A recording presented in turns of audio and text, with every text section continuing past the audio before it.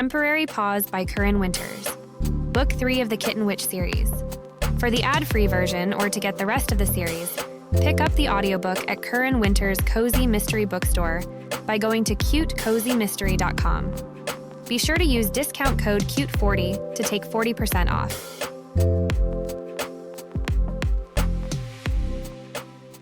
Chapter 1. Ember McNair smiled as she looked around at her patrons laughing and enjoying the atmosphere in her pub. Today was Saturday, and the Broken Broom was heaving with folk taking a break from their weekday routines.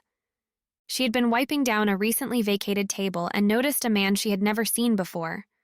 Cauchemar was a small town, so most people had entered her radar at some point, but the man talking to a couple of teenage tourists she had chatted with earlier was giving off a manic aura.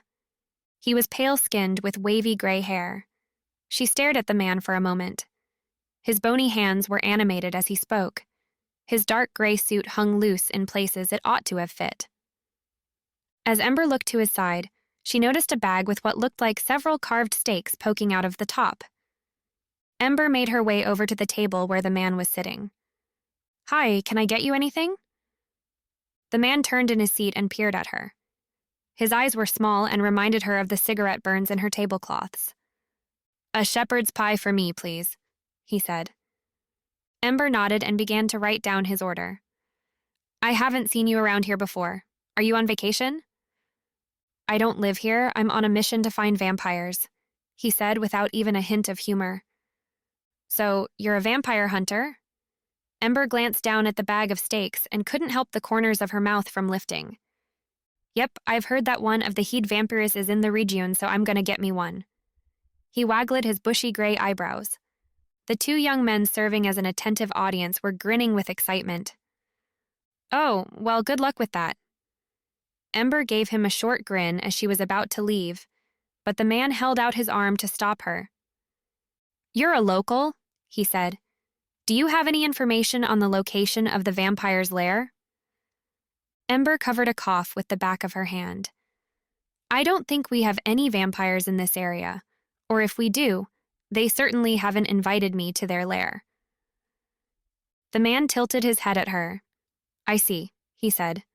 "I've met folk like you before. Non-believers. Well, let me tell you, Missy, there is a whole supernatural world out there full of supernatural creatures, and those who don't understand will be the ones who are taken first. You mark my words." Ember felt her eyebrows raise as she nodded slightly before leaving and wondering what his reaction would be if she turned him into a toad and poked him with one of his sticks. Back in the small pub kitchen, Talako was waiting for Ember with a mischievous grin on his face. "Oh, hi, Talako," Ember said as she noticed him in the corner. "What brings you here?" "I wanted to see my well, you get the drift, niece," he said, arms folded but still with an uncharacteristic grin on his face. "Sorry, you know you're welcome anytime. What's with the girly grin?" "I came for a visit, but I was behind the post when you were talking with that weird vampire dude." He bent over and held his stomach. "So funny. And I know what you were thinking as you walked away." "Honestly, what a strange guy. And what is it with the suit? He must be boiling." "I surmise it's so he can hide his steak from the vampire before he attacks. Although a raincoat would have done the job better." Ember shook her head. "It takes all sorts, I suppose." "If you ask me, and it is always a wise path, it's people like him who are dangerous.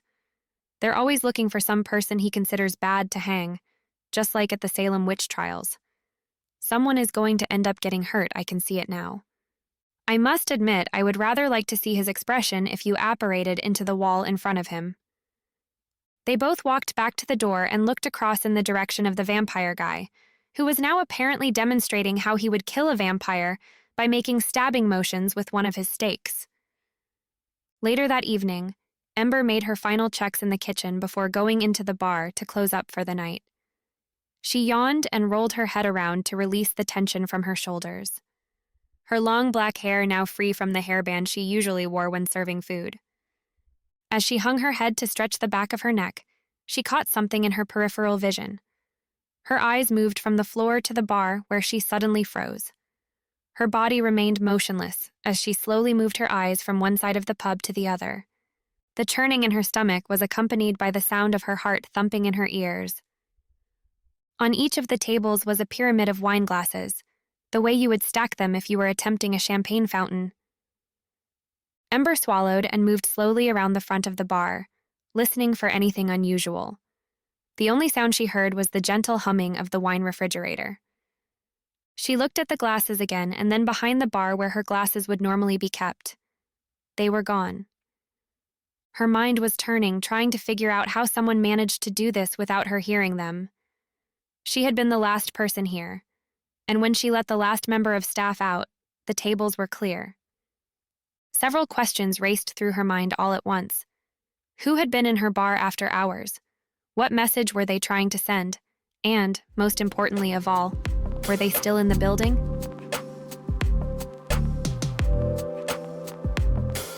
Chapter 2. Outside, the air had grown balmy and dark, and the streets were empty.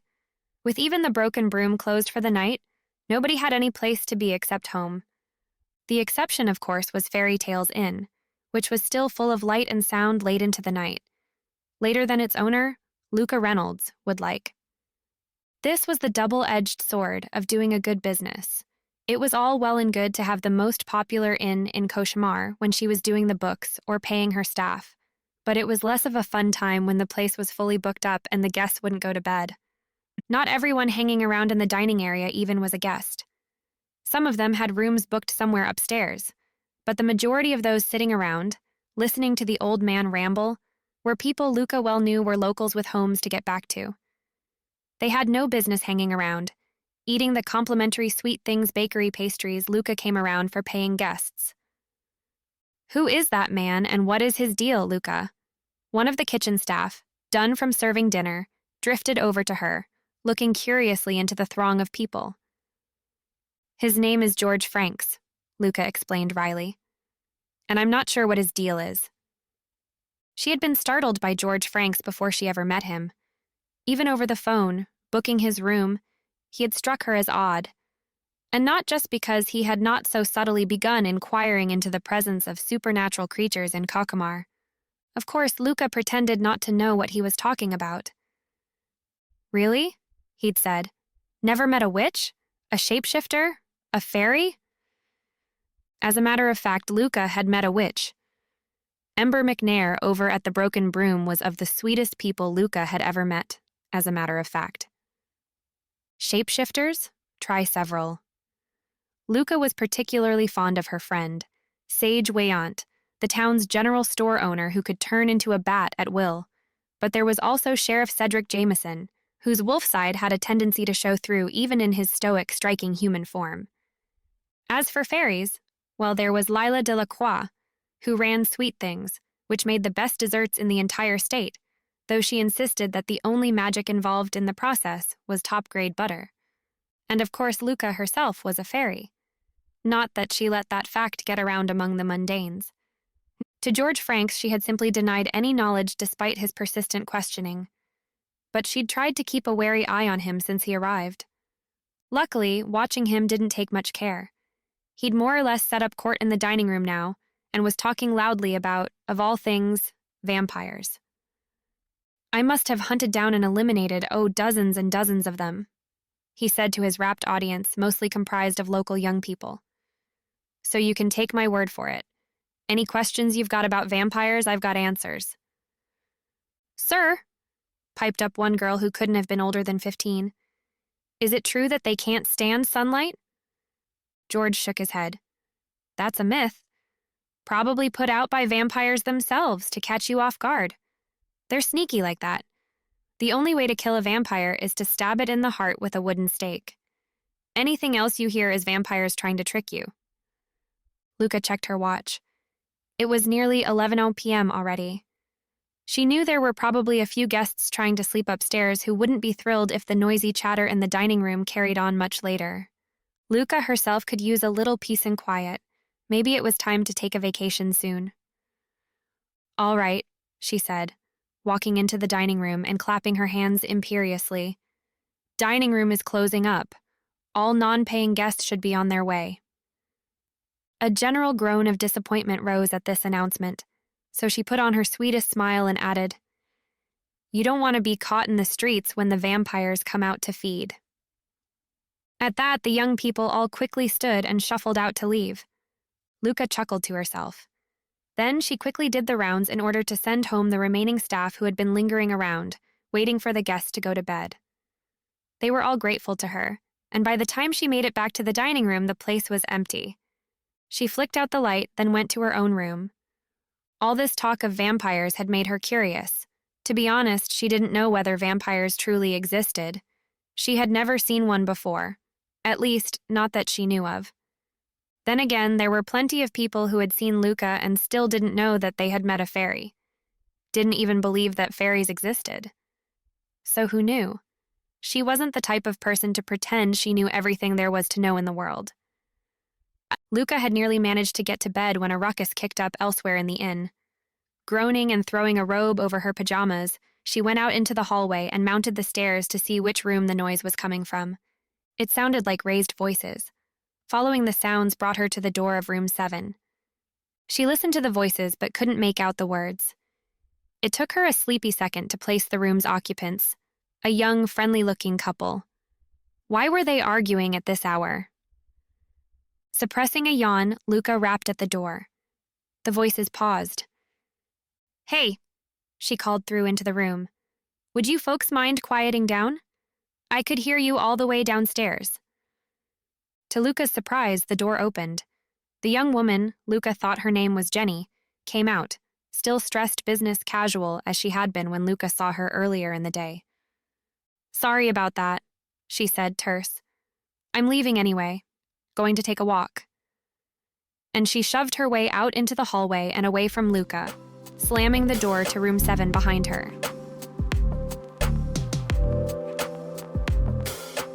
Chapter 3.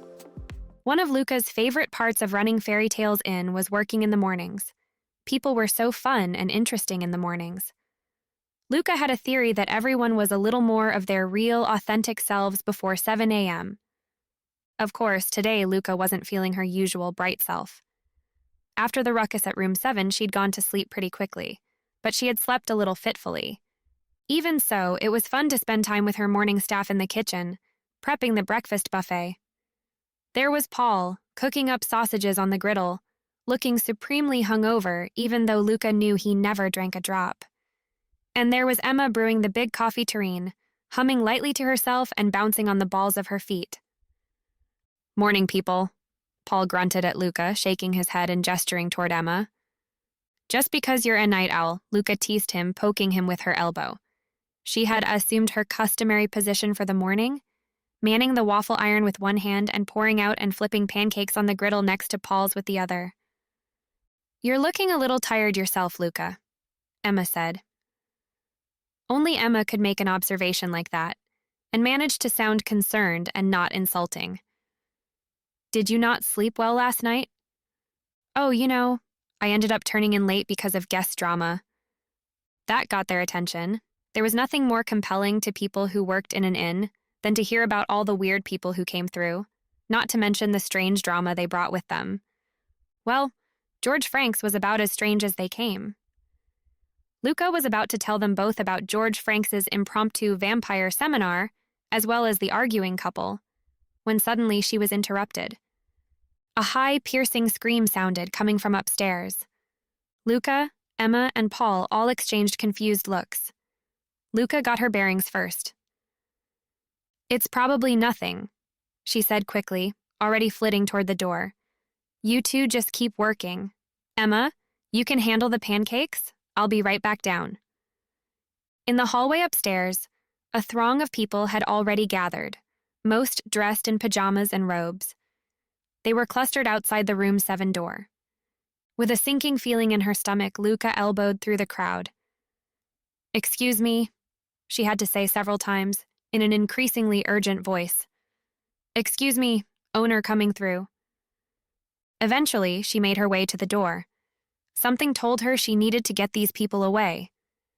In her most officious tone, Luka turned to address the onlookers.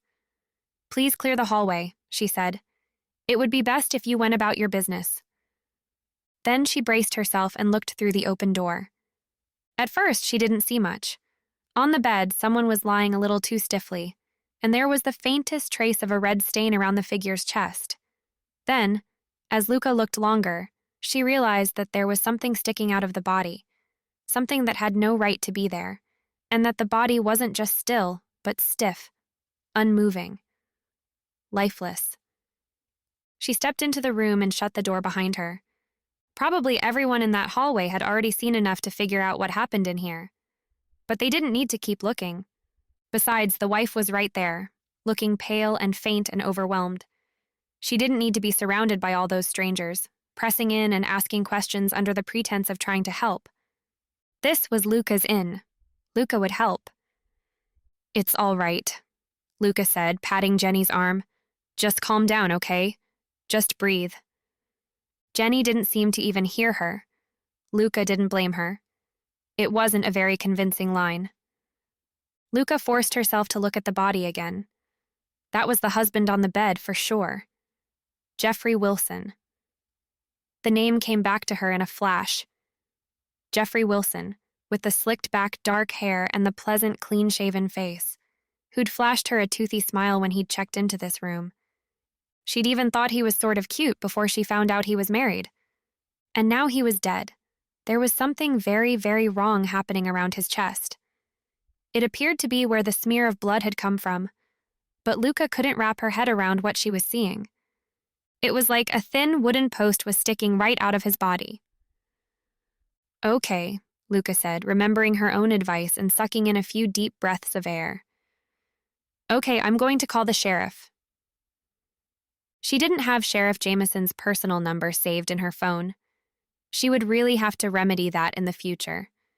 Not that she hoped this was the kind of thing that would happen again at the Fairy Tales Inn, ever. Just that it had happened this morning and she wasn't prepared.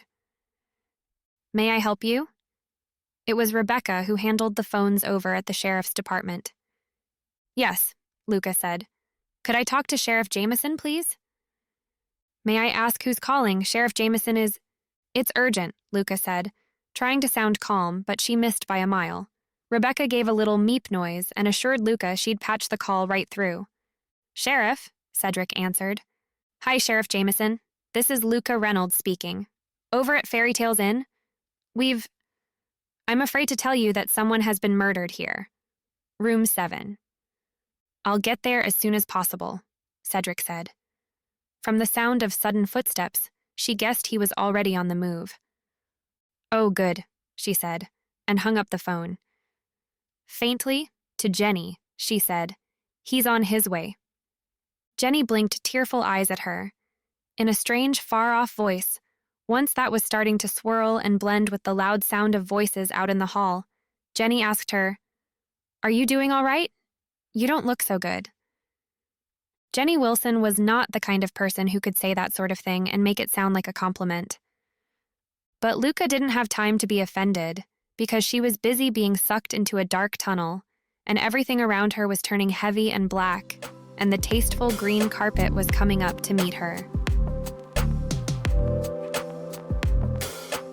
Chapter 4. Ember sat cross-legged on the woven rug in her bedroom and concentrated on her breath.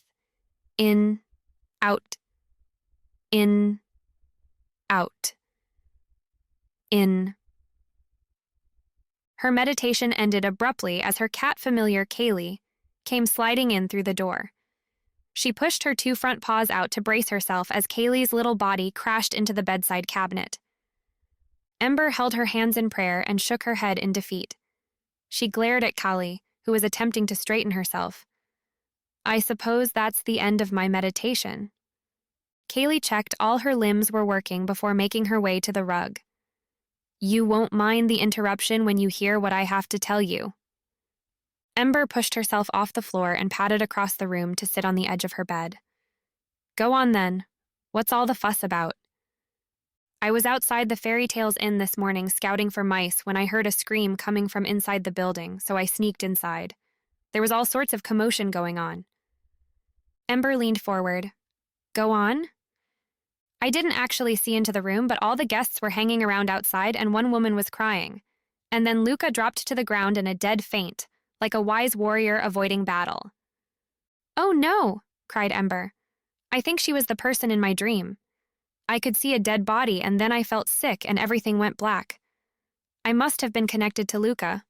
Poor thing. I assume someone called the sheriff's department." "Yep, your beau, Cedric, is there now with his staff going over the scene. Are you going over there?" Ember placed her finger on her nose and wriggled it as she thought about how it would look. She didn't want to be thought of as a nosy Nellie. "No, I think I'll wait until the crowds have left." Kaylee nodded. "Good plan." That afternoon, Ember dropped in on Luka at the inn. Luka gave her a watery smile.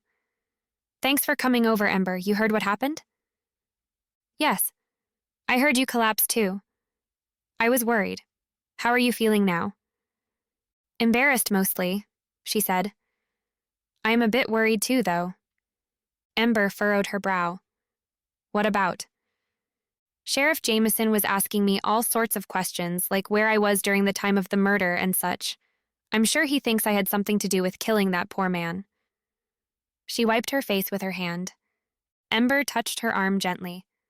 "Look, he has to ask everyone that question, not just you. He needs to eliminate you from his inquiries." "Yes, but I did go to their room last night to yell at them to be quiet. They were having some sort of fight, I guess, but it was disturbing my other guests." "That doesn't mean you went back later to kill him?" She squeezed her hand to reassure her. "True, but then everyone has their boiling point, don't they?" They sat in silence for a moment before Ember asked if Luka minded if she had a quick look at the scene. Luka shrugged. "I'm not sure what there is to see. The crime scene people took everything from the room, but go ahead if you think it will help." Ember made her way to room 7. There was cordon tape across the door, which she lifted before turning the doorknob and ducking under to enter the room. She had never stayed at the inn before, but the room looked pleasant. You would never guess that someone had been murdered in the bed, which was now stripped of all linen and the mattress taken away. Ember peeked into the small bathroom to one side of the room. It was clean, functional, and empty. She left the bathroom and stood by the end of the bed, and thought for a moment before crouching down to look underneath the bed. Nothing. As far as Ember could tell, the cleanup crew had certainly done an excellent job of collecting all of the trace evidence. As Ember walked through the door of the broken broom, she was confronted with a rabble of staff and patrons near the bar, all speaking in raised voices. One of her waitresses, Maggie, was wagging her finger at a young man who looked stunned as he attempted to defend himself. She blew out a breath and walked over to them. "What the hell is going on?" She directed her question to Maggie. Maggie placed her hands firmly on her hips and gave the man a glare. "This guy just pinched my butt." Ember turned to the young man who she recognized as someone who came in on Friday lunchtimes. Her tone was even. "Did you assault one of my staff?" The man stood back before replying. "No, I certainly did not. I would never. I swear." He made a sign of the cross over his heart. Ember looked at Maggie. "Perhaps you were mistaken."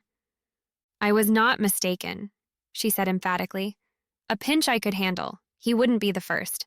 But this guy grabbed and didn't let go." Ember noticed Kaylee across the bar. "Okay, let's call this one a mistake, and everyone keeps their hands to themselves in future. Agreed?" Both parties nodded reluctantly, and Maggie got back to work. So Ember made her way over to Kaylee, who had witnessed the whole argument. "What did you pick up?" "That poor guy was telling the truth. He didn't pinch her." "Okay, well, let's just put the whole thing behind us. I'd like to get back to work." Ember smiled a greeting at her customers as she passed by them to get to the kitchen when a scream pierced the air. What now? She thought. Another waitress, Annie, was visibly shaken by the time she reached her. "What is going on?" said Ember. Annie was breathless and holding a hand to her heart. "Something grabbed me." Ember looked around the kitchen. There was nobody else around. It would appear that the pub was being haunted by someone other than Talako.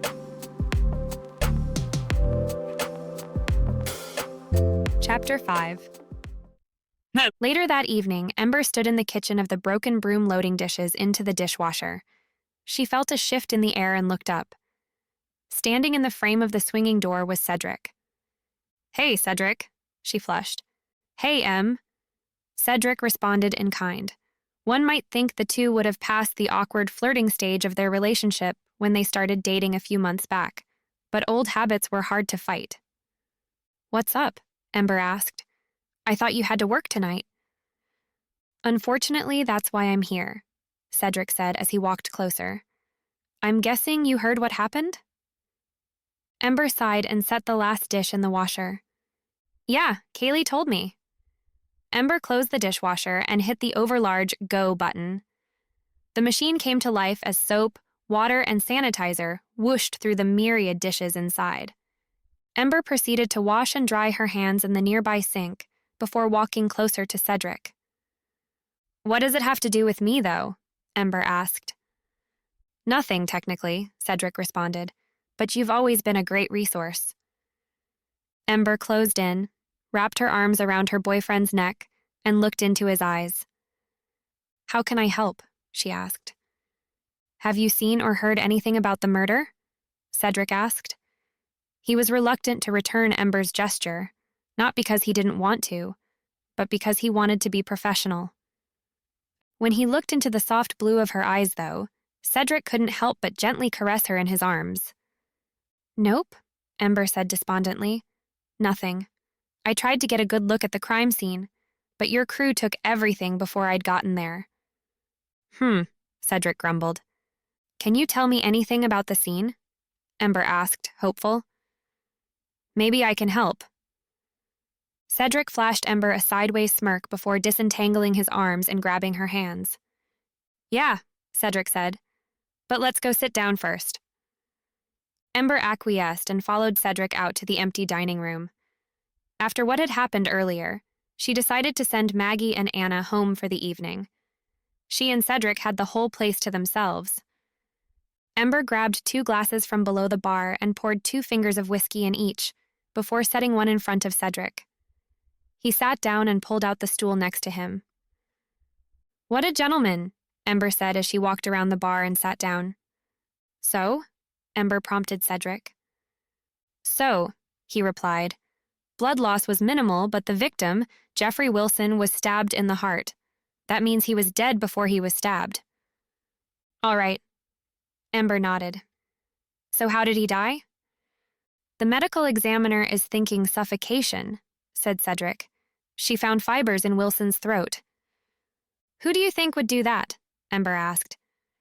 Right now we're looking at Luka Reynolds. Cedric was careful to look away when he said this. He knew how Ember would respond. What? Ember exclaimed and slammed her glass on the counter. Cedric, that's ridiculous and you know it. No, I don't, Ember. Cedric looked back up at her. The once serene pools of blue in her eyes had transformed into a deep, stormy bluish gray. Wilson was being a nuisance, and Luka would have been the only other person with a room key. Oh, come on, Ember pleaded. Murder does not make for a successful business. Luka's dealt with rowdy customers before. What makes this guy any different? I'm not saying you're wrong, Cedric said, but it would be irresponsible to just ignore Luka in this. Ember scrunched up her face. She knew Cedric had a point, but she wanted to protect Luka too. Ember asked, Have you checked the wife yet? Weren't they arguing? Cedric sipped his whiskey before responding. The thought has definitely crossed my mind. We're looking into her too. He flashed an out-of-character goofy smile at Ember, hoping this would ease her worry. Ember couldn't help but giggle at Cedric's face. His smile changed into one more natural to his demeanor as he looked lovingly toward Ember. Did you find out anything else about your sister? Cedric asked, and absent-mindedly scratched his ear. The smile fell from Ember's face. No, she responded. I still don't even remember her.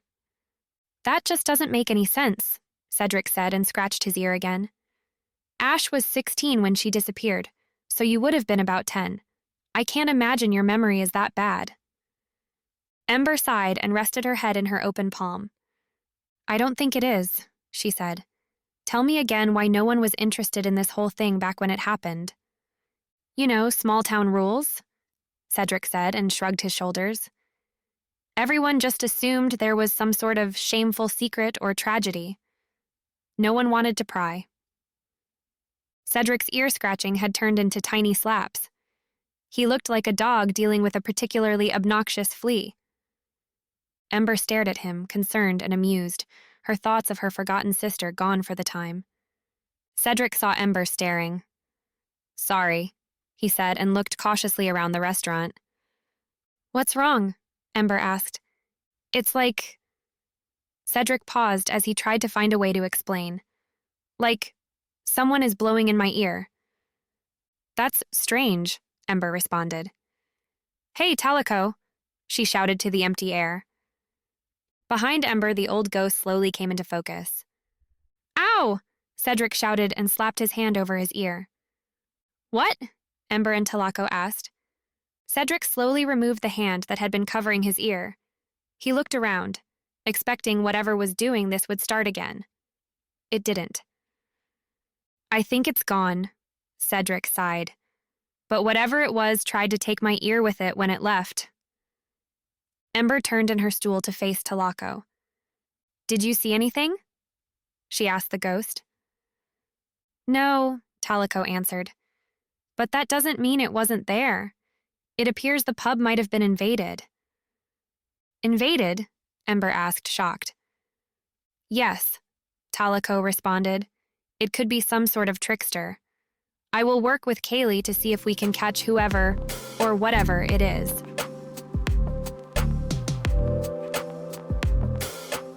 Chapter 6. The lunch crowd had ebbed away, leaving only a few quiet tables.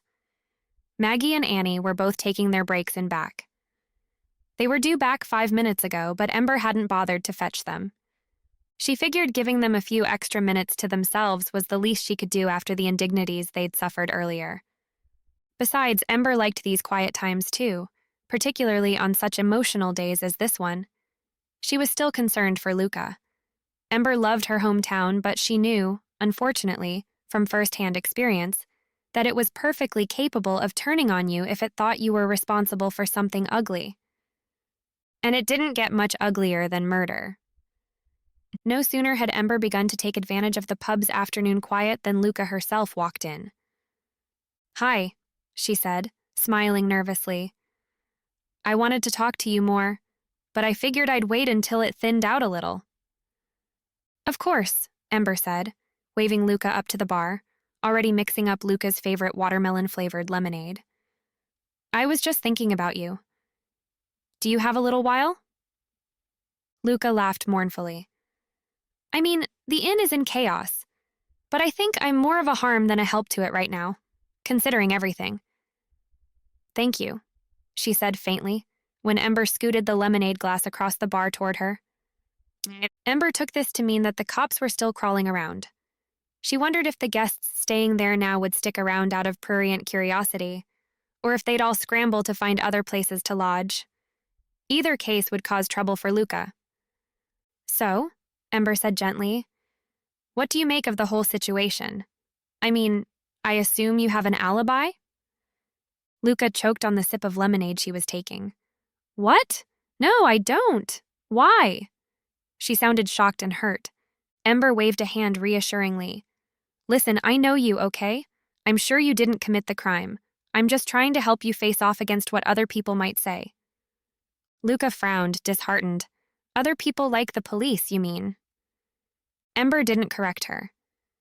If Luka didn't know yet that the court of public opinion could often be much harsher than the official investigation, well, Ember hoped she wouldn't have to find out. As tactfully as she could, Ember tried to spell it out for Luka. If you have no alibi and you have the keys to all the rooms, and you knew where the victim was sleeping and where that vampire hunter guy was sleeping, you're the person who will seem most likely to have had access to all the ingredients of the case. Luka blinked at her once, twice, and then burst into tears, loud enough that the few remaining customers ranged around the dining room all began to watch the conversation surreptitiously. "I'm innocent," she said wetly. "I don't know how this is happening to me. You've got to help me, Em. Please." "I don't know how much help I'll be," Ember confessed, feeling sad and powerless. "Oh, come on," Luka said. "Everyone knows about your special skill set. Please, I can't handle people suspecting a thing like that about me. I didn't even know the guy." Ember hesitated, then nodded. "All right, I'll do what I can, okay? But you've got to tell me everything you remember." "I didn't see anything." "It's possible you know even more than you think," Ember said. "Did you hear anything after you went to bed?" Luka took in a deep breath, closing her eyes. She imagined herself back in bed last night, finally lying down after all the hubbub with the vampire hunter, with the arguing couple. She hadn't heard anything. Had she? Except there had been something. Maybe it was nothing. Or maybe it was exactly the sort of thing Ember meant, about knowing more than she thought she knew. Just a man's voice talking. "Good," Ember said. "What did it sound like?" Luka shrugged, exasperated. "I mean, it sounded like he was upset, but I couldn't tell who he was arguing with, I guess. I was super tired after everything else that had happened. I didn't even get out of bed. If they'd started shouting, but it all stayed relatively quiet, and none of the other customers complained. Or if they did, I didn't hear it." Just then, a sudden booming noise cracked through the air, not too loud but sharp, decisive. "Guilty!" a man's voice cried out into the strange quiet that followed. The customers began looking around in clear confusion, searching for the source. Luka, for her part, began to weep all over again, wet tears gushing from her eyes. "No, no," she said, desperate and breathless. "That imp is wrong. I'm not guilty. I didn't do anything." With that, she stood from the bar stool and fled the pub. One of the small tables of customers decided that now would be a very good time to leave. Another, seated closer to the bar, looked over at Ember with a quizzical glance. "Everything's fine," she said. Then, hoping to be vague yet firm enough not to invite any more questions, she added, "Our sound system is on the fritz." She disappeared back into the kitchen to dodge any follow-ups. The cook must have stepped out for a smoke break. The only being in the kitchen was Kaylee, who was watching Ember curiously. "Did you hear that?" Ember asked. "About the imp," Kaylee said, nodding in thought. She was telling the truth, of course, but that doesn't mean she was correct. "I don't know much about imps," Ember admitted. "Are they dangerous?" Kaylee didn't answer the question directly. It was clear she was thinking about something else. Eventually, after giving her paw a supreme, fastidious sequence of licks, she blinked up at Ember and flicked her tail. "If that is what's been troubling us, I think I might know some spells that could help us."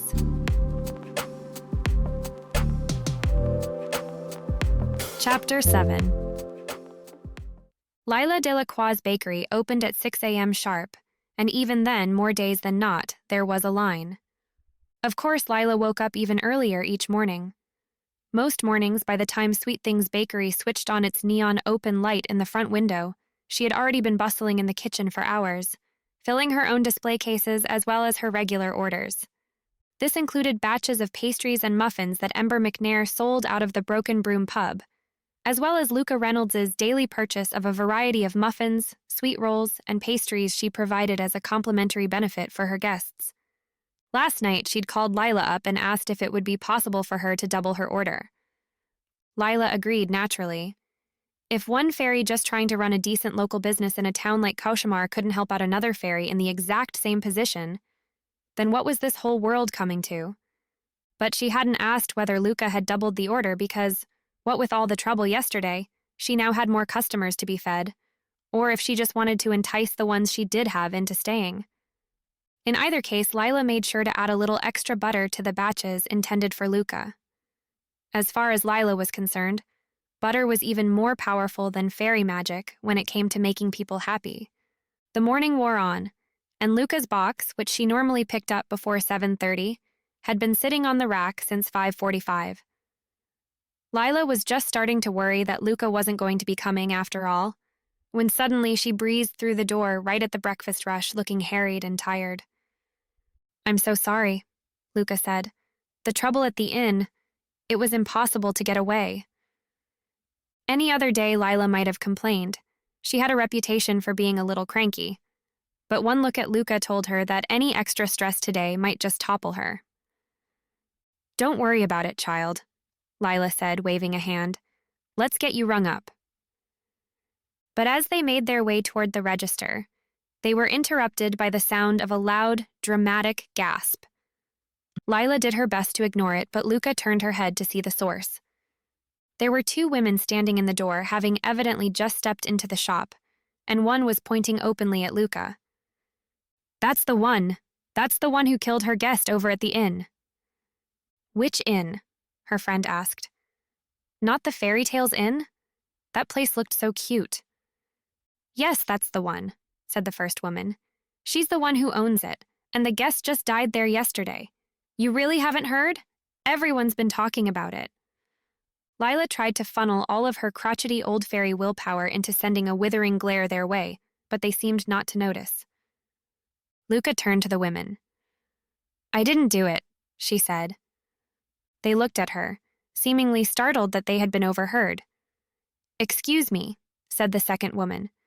"We were having a private conversation." "About me," Luka said, exasperated.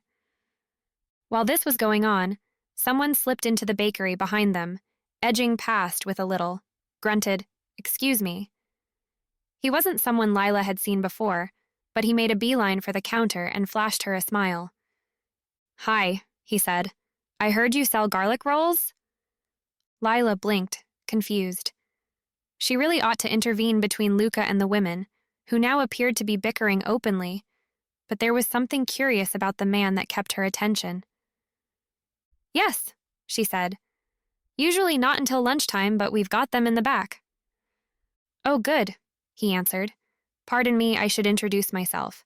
My name is George Franks, and I'm a vampire hunter. You may ask whether it's true that garlic has anti-vampire properties, as the legends state. Well, the fact of the matter is that while garlic doesn't precisely repel vampires, eating garlic rolls has helped me in the past." "Oh?" Lila asked, not quite comprehending everything he was saying. "Oh, yes," George insisted. "Many's the time I've been in a heated struggle with an undead foe and found that the force of my garlic breath has weakened the vampire sufficiently enough to allow me to slay them." Lila truly did not understand what this man was saying. However, she was grateful to note that, over his shoulder, the two women who had been hassling Luka had decided to take their business elsewhere. "Good riddance," Lila muttered. "Yes, indeed," George said brightly. "A little halitosis is a small price to pay for another vampire vanquished." "I'll just go get those rolls from the kitchen," Lila said, eager to leave this very confusing counter for the time being. George patiently waited, drumming his fingers. Luka, meanwhile, was still pulling herself together after that disheartening encounter. She probably shouldn't have pushed back against those women's horrible accusations, but she couldn't just stand there and listen to herself be slandered. Just at that moment, none other than Jenny Wilson walked in, accompanied by a tall, thin man Luka had never seen before. "Jenny," Luka said warmly. "Hi, it's good to see you." And it was good to see someone else who looked like they'd slept as little as Luka herself had. Jenny flashed Luka a sad, tired smile. "Hi, Luka. We were just looking for a muffin or something, just to tide ourselves over while, well, you know." "Oh, sorry. Of course you two haven't met. Colby, this is Luka. She runs the inn. Luka, this is Colby Jackson. He was, I guess, Jeffrey's business partner." "So sorry for your loss," Luka said to Colby. Colby, who had a rather hunched posture and a mustache that made him look older than he was, gave a little snort. "Yes, well, thank you, I suppose." "Colby," Jenny said, chiding. "Look, it's Jeffrey's fault we're all in this mess, isn't it? Cavorting around this tiny little town while the incompetent local police ask inane questions of everyone." He scoffed. "As if Jeff was so squeaky clean as he pretended to be. You and I both know how possible it is he was simply poking around where he shouldn't have been, until something got angry enough to poke back."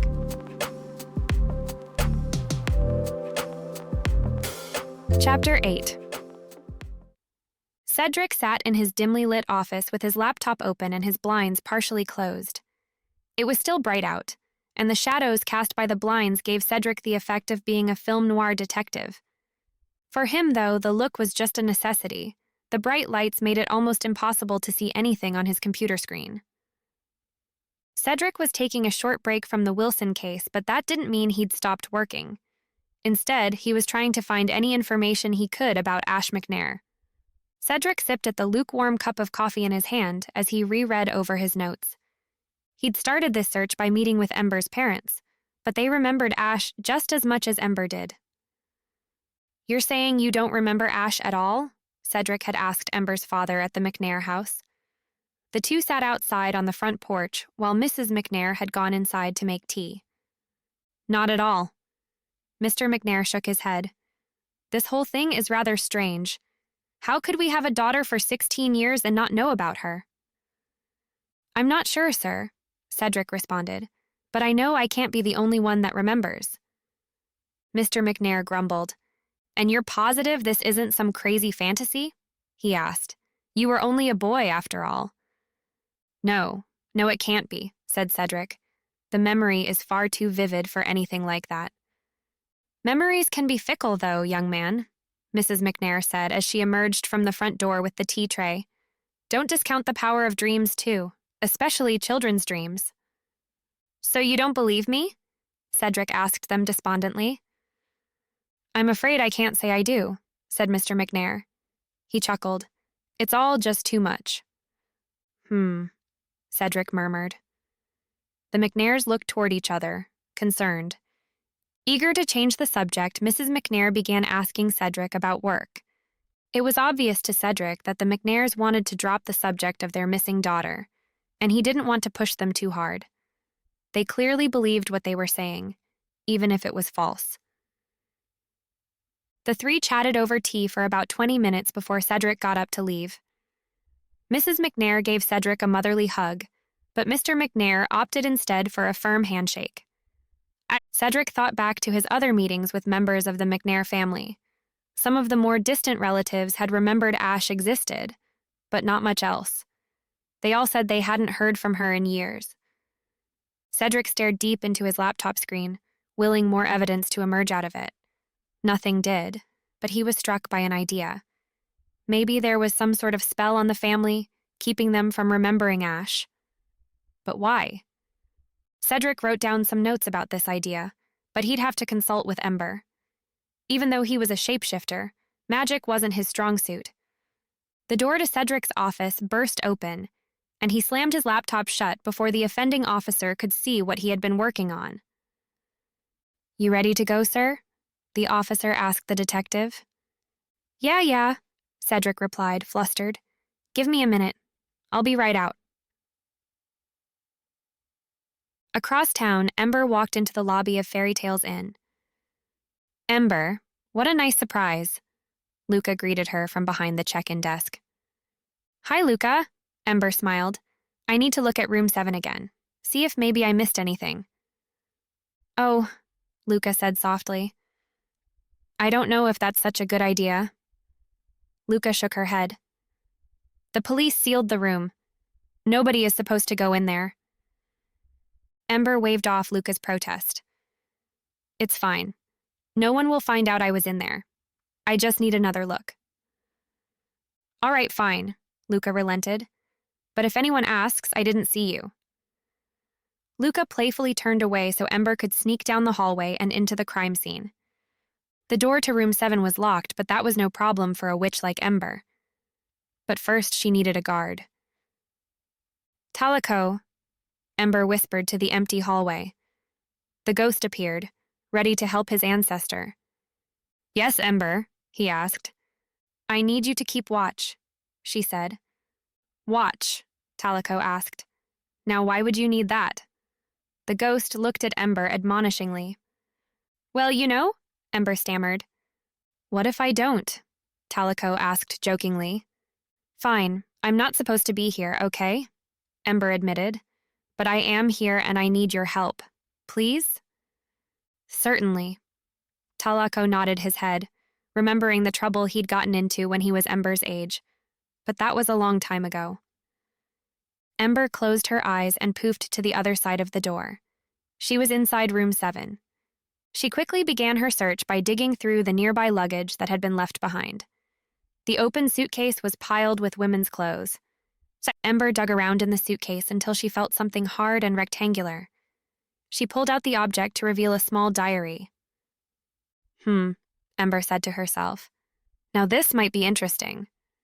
She opened the first page to reveal the tiny, neat script of Jenny Wilson. But before Ember could actually read the diary, she heard a noise at the door. Through the keyhole, Talako whispered, "The police are coming." Frantically, Ember began looking around the room for a suitable space where she could wait out the police unseen. While the room was quite cozy for a small-town inn, it didn't offer much in the way of hiding spots. She heard the lock in the door click open behind her. Ember had nowhere to hide. Chapter 9. Ember landed breathless in her bedroom. She hoped that the police hadn't seen her leave, although she did cut it rather close. She ran downstairs to get a glass of water. All this sleuthing malarkey was thirsty work. After downing an entire glass of water in one go, Ember looked down at the book in her hand and grimaced. She hadn't meant to steal anything from the crime scene. Perhaps she should call Cedric and let him know she had the diary, and maybe she wouldn't read it until he gave her permission. Who was she kidding?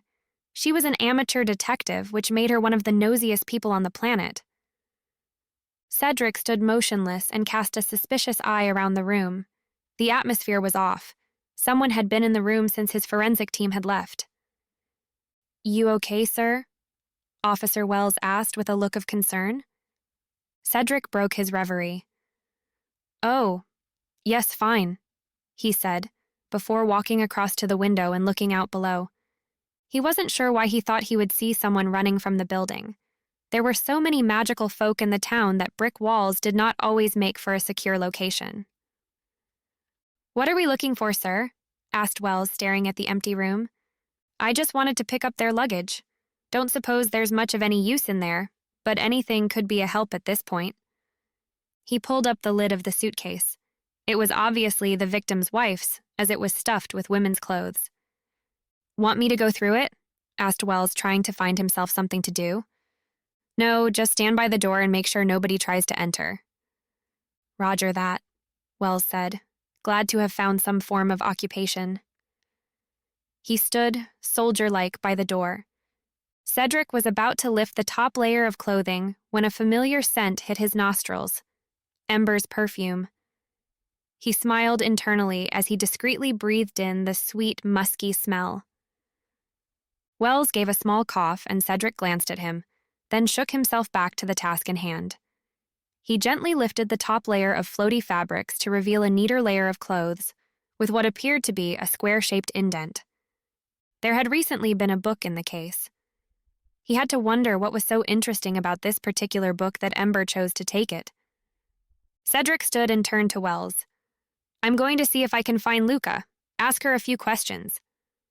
Wells nodded. He made his way down the narrow stairs into the main dining area, but it was empty. He continued along the small corridor to the reception where one of the staff, Emma, was about to leave. "Hi," said Cedric, giving her a friendly smile. "Have you seen Luka?" The girl looked around the reception before answering. "No, she was here a minute ago, but I have no idea where she's gone." "Okay, no problem. I'm sure she's around somewhere." Emma smiled and grabbed her bags before leaving. After a thorough search of the premises, Cedric saw ahead and gave up looking for the elusive Luka. He made his way back up to room 7 and released Wells from his sentry duty. "You go back to the station. I just want to check on something before I meet you back there." Ember sat at one of the tables in the bar and carefully opened the diary. Her heart beat a little faster at the thought of intruding into someone's private thoughts. She hesitated. It wouldn't be so bad if it was the victim's diary. It wouldn't feel like so much of a violation. But she very much doubted that Jeffrey Wilson would hide his diary among his wife's clothes. No, this would contain the private thoughts of Jenny Wilson. She opened the diary to the first page. The handwriting was elegant. It had been written with a good pen. Ember read each page carefully from the beginning and became engrossed in Jenny's life, her innermost feelings and beliefs. It was like reading a good novel, and she couldn't put it down. "What you reading there?" asked Kaylee, sneaking up onto the chair next to her. Ember sighed. "Can't you find a way to announce yourself instead of always sneaking up on me?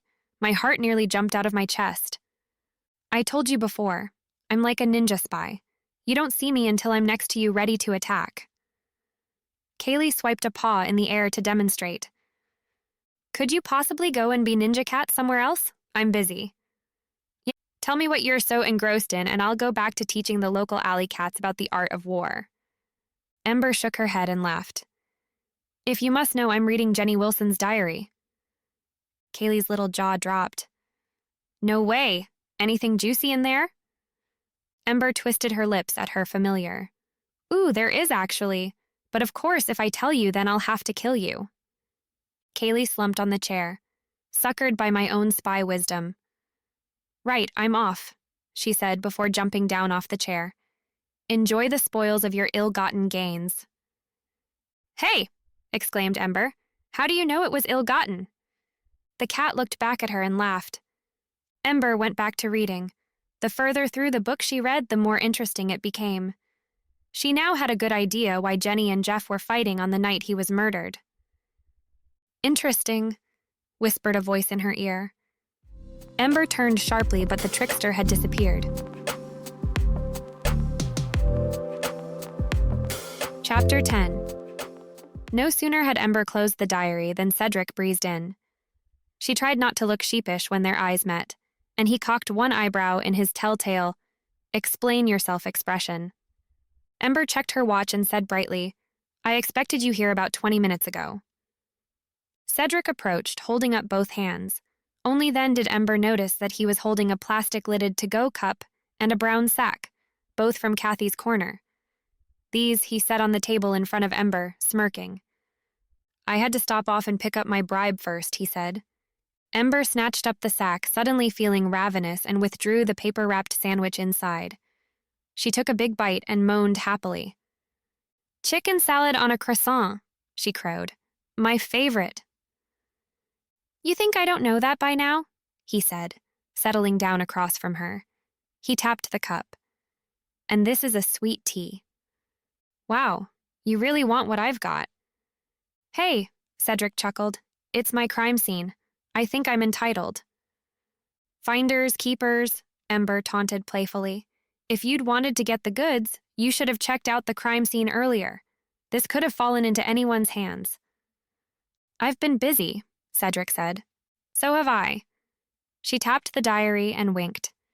He reached across the table for the diary, but Ember snatched it away further, smiling. "How about I just tell you what I found?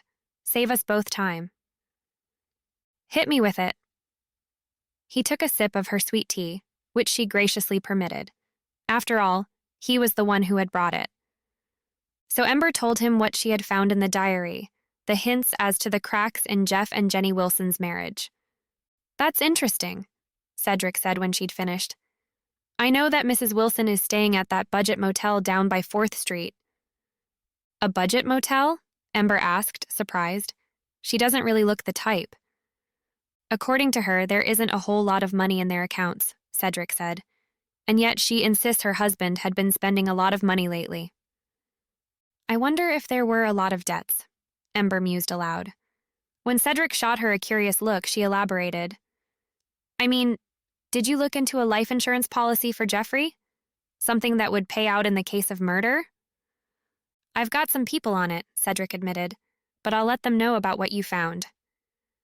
"Hopefully you won't let them know I found it," Ember said. Cedric solemnly held up a Scout's Honor sign. "I feel like that would reflect as badly on me as on you at this point." "Worse, probably." Ember polished off her delicious sandwich with one final bite, already regretting having eaten it so quickly. Suddenly, Cedric slapped both palms on the table and rose from his chair. "Well," he said, "time to head out." Ember pouted. "No, what? Where are you going now?" "Excuse me," said Cedric with a special, teasing smile, the kind of smile she only ever saw him use on her. I thought you might want to come along and talk to Mrs. Wilson with me. Someone ought to ask her about that argument she had with her husband. Wilson opened the door of her motel room at their knock, but she definitely didn't look pleased about it. What do you want? May we come in, Mrs. Wilson? Cedric asked. Mrs. Wilson looked very much like she wanted to turn them away. However, after a short pause and a heavy huff of air, she rolled her eyes and begrudgingly stepped aside. Fine, come on in. They did so. The room was one of those spaces that seemed like it came from a totally different time. In this case, the very splashy, too colorful 70s, all offensive floral prints and tacky, vaguely frightening wallpaper. Mrs. Jenny Wilson could not have looked more out of place in these surroundings. The attractive, professional-looking woman certainly wouldn't be caught dead in a place like this unless the accounts really were low indeed. Caught dead. Maybe an imperfect choice of words there. Ember tried not to think about the fact that Mrs. Wilson had been the one to find her husband's body, had, by all accounts, been incredibly upset, or had done a great job faking it. Ember was grateful that Mrs. Wilson hadn't asked what Ember, visibly not a police officer, was doing coming along for the ride. Luckily, Mrs. Wilson's attention seemed a little more absorbed by the shiny sheriff's badge on Cedric's chest. Ember decided it was best not to waste any time. Diving in headfirst might just shock Mrs. Wilson out of her defensive state. What were you and your husband fighting about the night he was murdered? Cedric's eyebrows twitched. He obviously had thoughts about Ember's interrogation tactics, but he wasn't about to say them out loud. Besides, Ember was right. At least a little. Mrs. Wilson did look shocked. However, after taking a second to recover, she crossed her arms tightly across her chest. Oh, you know, the usual things. What are the usual things? Ember asked. Mrs. Wilson laughed humorlessly. You've never been married, I take it. It all sounds like a cliché, but I guess if you've never heard it before. She counted off on her fingers. He worked too much, didn't help around the house, didn't ask me about my day, etc. Ember smiled beatifically. Sleeps with his secretary? When Mrs. Wilson scowled in response to this, Ember added, Since we're going for clichés. Look, Mrs. Wilson said, turning to Cedric. Am I being arrested right now? Cedric shook his head. No, ma'am. Good. Then I don't have to do this, do I? So if you'd please kindly get the hell out of my room, I'd be grateful. Once they were out in the parking lot again, Cedric whistled low. If that doesn't make her look guilty, I'm not sure what would.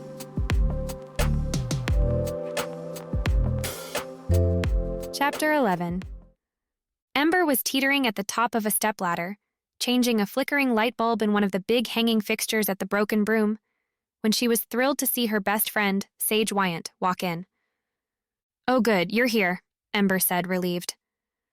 I'm here, Sage echoed, smiling faintly. Why is it good? She narrowed her eyes at the light fixture. You know I can't change light bulbs in my bat form, don't you? The wings don't work as hands. I've totally tried it. Though that does remind me of a light bulb joke I've heard. Oh, shoot, except I can't remember it. Ember smiled. She always loved the frantic, pleasant energy that followed Sage around like a fair breeze. No, it's not that. Though I do feel about 3 inches too short for this. You should get a taller stepladder, Sage said. Or get someone else to help you. Oh, Kaylee's no help at all, Ember remarked, purposefully missing Sage's point. She's giving herself a tongue bath behind the bar. There was the far-off sound of Kaylee's protesting meow, but even in Sage's super-powered ears it sounded half-hearted. I didn't mean Kaylee, Sage teased. I meant your tall, handsome boyfriend. Ember waved her off. Shouldn't you be at the store? It's the middle of the afternoon. Sage shrugged. I left my general manager in charge. Why hire good people if you can't delegate? Now, come on, tell me what's on your mind. It's this case with the guy who was killed at the Fairy Tales Inn. She didn't feel the need to explain any more than that. Sage normally had a pretty good handle on the gossip in Kaushamar. She probably knew just as much as Ember did by now about what had happened in that hotel the night Jeffrey Wilson died, if not more. Sage nodded knowingly, confirming Ember's guess. Isn't it horrible? Ember nodded. I'd love to stay out of it, but I've promised Luka I'd help make sure no one thought she had anything to do with it. Sage smirked. She didn't particularly believe that Ember really wanted to stay out of the case. After all, Ember had not only an instinct for this kind of thing, but a bona fide proclivity for it. It was horrible when people died in sudden and unexpected ways, of course, and it's not that Sage thought Ember was happy when there were crimes to be solved. It's just that Ember was obviously very happy to be the one who solved them. That's awfully nice of you, Sage said, charitably choosing not to call Ember out on her obvious lie. Ember cleared her throat. I was just wondering if you happen to know anything about any of the characters involved in the case. Sage considered. Well, mostly they're outsiders, aren't they? So the rumor mill doesn't really have many details on them yet. But if you know about that weird vampire hunter guy, then yeah, I've seen him around the store several times. What was he doing there? Ember asked. Buying up just about all of our garlic, Sage answered. I feel sorry for him. He seems really confused more of the time. You know, he told me he believes that the king of vampires has taken his blood? Twice? And that if his blood is taken one more time, he's going to become a vampire? Ember frowned. She had been a little bemused by the vampire hunter's behavior, but it hadn't occurred to her to feel sorry for him. Sage always had a great insight into people. That was one of the reasons why she was such a good friend to Ember. It was also one of the reasons Ember relied on Sage for all the best gossip in town. She knew, whatever rumors she heard, she'd hear them filtered through Sage's thoughtful interpretation. Is it possible that he's the killer?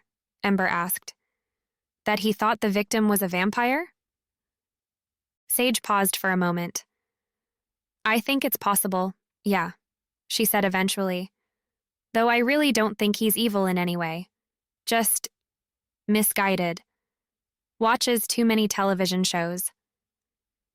No sooner had she said this than the door opened, and none other than George Franks himself walked in. He was carrying a big bag with him, and he nearly dropped it on entering, but managed to catch it before any of the contents slipped.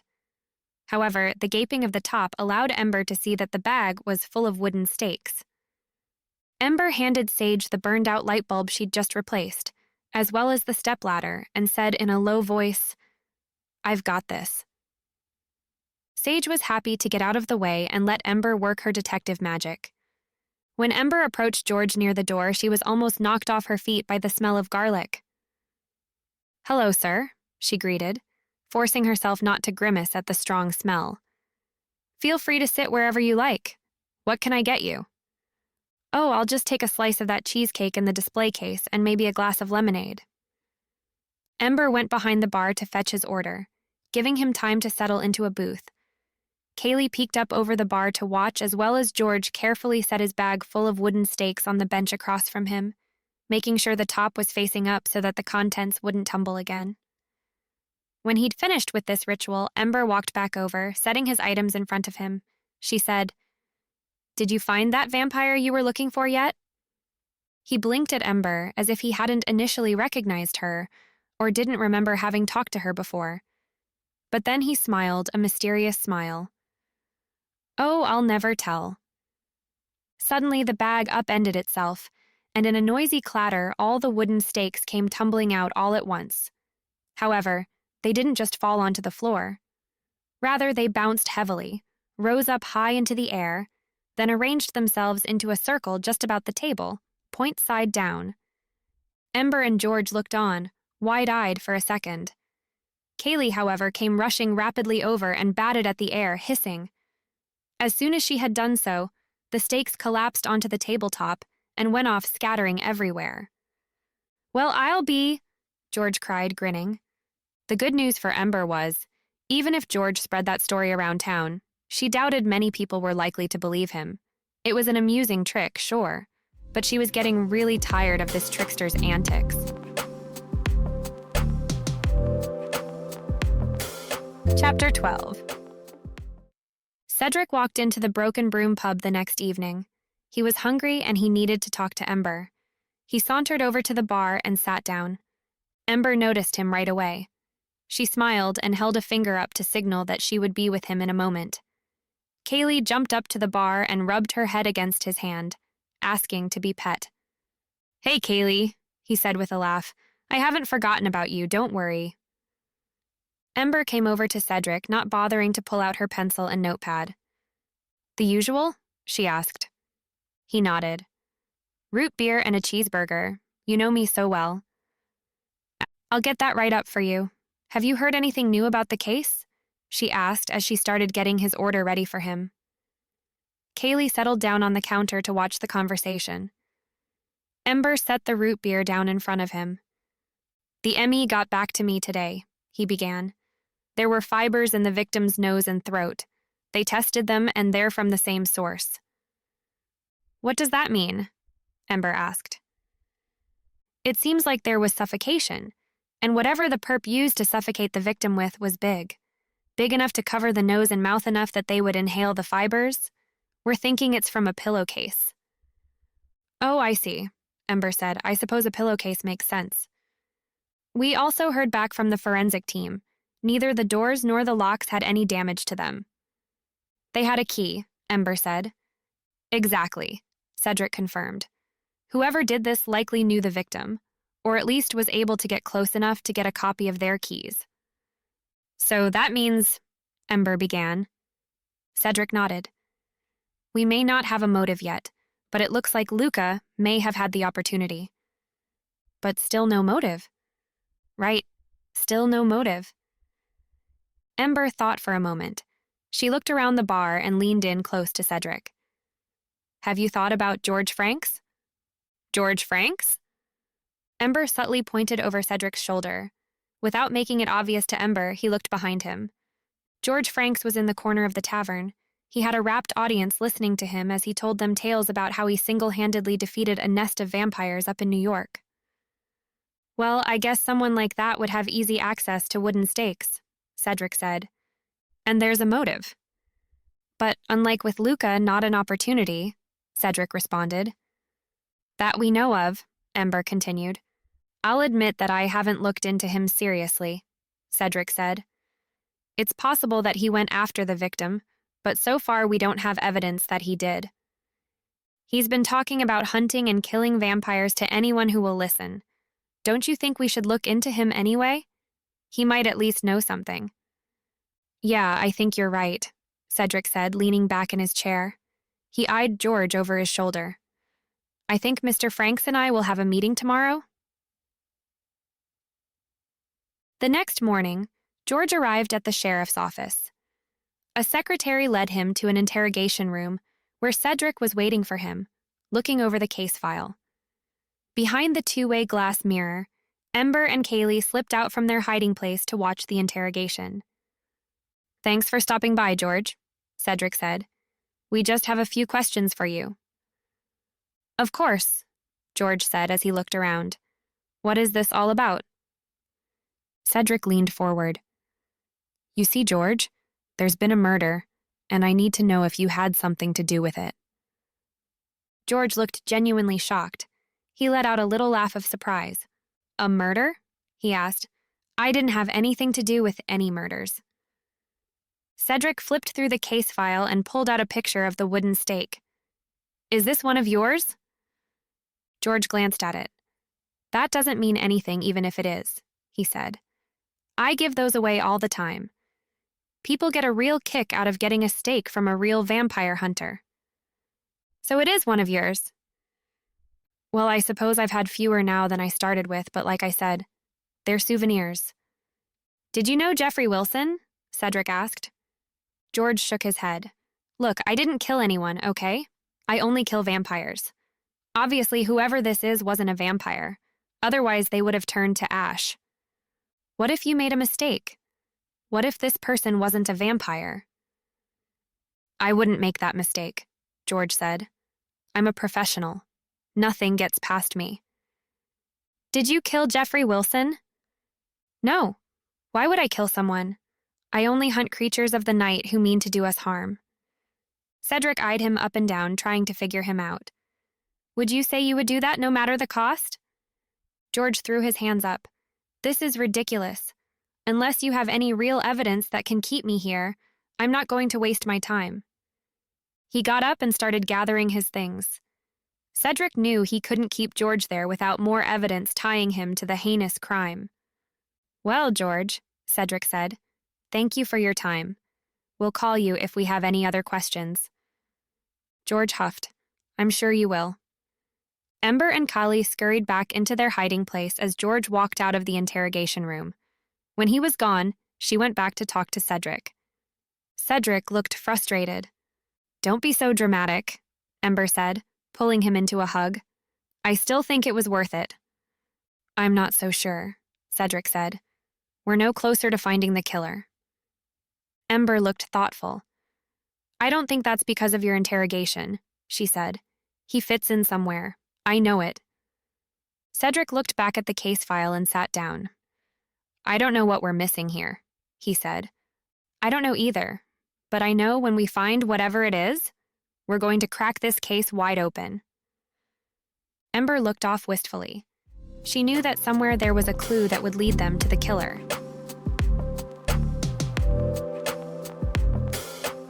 Chapter 13. Ember was at her tavern filling orders when Talako showed up. She was surprised at first, but Talako was a common sight around the tavern. Kaylee jumped down from the spot where she was perched and wound around Talako's legs. However, Kaylee was not able to make contact with Talako's ghostly form. I wasn't expecting to see you tonight, Ember said with a smile. Is there a reason for your visit? Talako nodded. I've come to help you with your task. I've acquired the name of the trickster that you seek. Ember's eyes went wide. You did? Tell me more. You need to find the old tome your mother left you. In there is a spell that will help you contain the trickster spirit. Once you've found it, then I can tell you its name. Ember nodded. The old tome. Okay, I can do that. Before she could go to get the tome, however, Sage walked into the tavern. She immediately spotted Ember and struck a dramatic pose with a big smile plastered across her face. She twirled around, showing off her new outfit, a retro jumpsuit that fit her perfectly. Well, what do you think? Sage asked, striking another pose. You look great, Ember said, taking a seat at one of the tables in the tavern. What's the occasion? Sage looked like she was walking on air as she went over to the table where Ember was sitting. She was usually a happy person, but this was very giddy, even for Sage. Sage sat down across from Ember. She looked excited to tell Ember the news. I have a date tonight. Really? With who? Ember racked her brain trying to think of who could have Sage so excited for a night out. Mitch Giddens, Sage said, giggling. Isn't he so cute? I'm so happy he asked me out. Mitch Giddens? Isn't he, you know? Ember gestured vaguely. She knew that, for supernatural beings like Sage and herself, relationships with non-supernatural people could get complicated, to say the least. Handsome? Perfect? Head over heels for me, go out with him tonight? Sage asked. Not like us, Ember said. I mean, he's nice and all, but does he even know you have a habit of shape-shifting into a bat? She flipped her hair over her shoulder. Why, Ember? I am a proper lady. Bat shape-shifting is certainly not first date talk. Ember rolled her eyes at the antics of her best friend. Kaylee jumped up to the table. Sage scratched her behind the ears. Maybe you're right, Ember admitted. As much as I think honesty is the best policy, maybe that's a little intense for the first date. I'm sure I won't have to keep it a secret for long. Maybe I can tell him when we go on our double date with you and Cedric. Huh? When is that? Ember asked, confused. Sage laughed. We haven't made plans yet. Don't worry. I know you have to solve this case first, but hurry up and do it. I'm sure Mitch will want to see me again as soon as possible. Ember knew that Sage had been spending more time with Cedric recently, but she wasn't sure of their relationship. She figured that Sage didn't have a chance to properly snoop around. I don't know about a double date with Cedric. How about a double date with me and Talako here? Platonically, of course, Ember said, smiling at the ghost who was still behind the bar. Sage laughed. Are you sure you wouldn't prefer Cedric? He's handsome and he can be a real date and not a family date. Are you kidding? Talico is the most handsome guy I know. No one could hold a candle to him. Talico laughed at Ember's jokey. Maybe so, but wouldn't you prefer to split a dessert with someone? That's just more dessert for me, Ember joked. In any case, I think you'll like to have someone to keep you warm, Sage said, getting up. She headed towards the door. Goodbye now. I'll swing by after. Let you know how it went. Ember shook her head and chuckled to herself as her friend left. Kaylee shook her head as well. I swear, an army wouldn't be able to stop her when she wanted something. Talico floated over to Ember and Kaylee. I know you were having fun with your friend, but don't forget about the tome, he warned. Ember nodded. Yes, just give me a moment. She got up and was about to go into the back of the tavern when the door opened again. Luka came in, looking frazzled. Ember gave Talico an apologetic look and went over to Luka. Luka, what is it? Is something wrong? She asked. Please, Ember, you have to help me. Everyone in town thinks I'm guilty. No one will stay at my inn. I'll go out of business soon if this case isn't solved quickly. Ember put a reassuring hand on Luka's shoulder. Cedric and I are doing everything we can. I promise, she said. We'll solve this case soon. Luka didn't look reassured. I don't know how much more of this I can take, Luka admitted. I don't know how much more of this my business can take either. Ember felt a surge of determination. We'll solve the case and find the killer. All we need is one break before it all comes together. Do you really think so? I know so. Luka sighed heavily. She didn't look like she fully believed Ember, but at the very least, she went from looking very anxious to just plain looking tired. Maybe you're right, Luka said. I should head back to the inn. Maybe someone who hasn't heard about this will want to stay there. That's the spirit, Ember said with a reassuring smile. I promise this will all be taken care of before you know it. I hope so, Luka said. I really do. Luka left the pub looking dejected. Ember turned to Talico and Kali. I think I know who we need to talk to next. I'll have to look for the tome later, Talico. I need to talk to George Franks.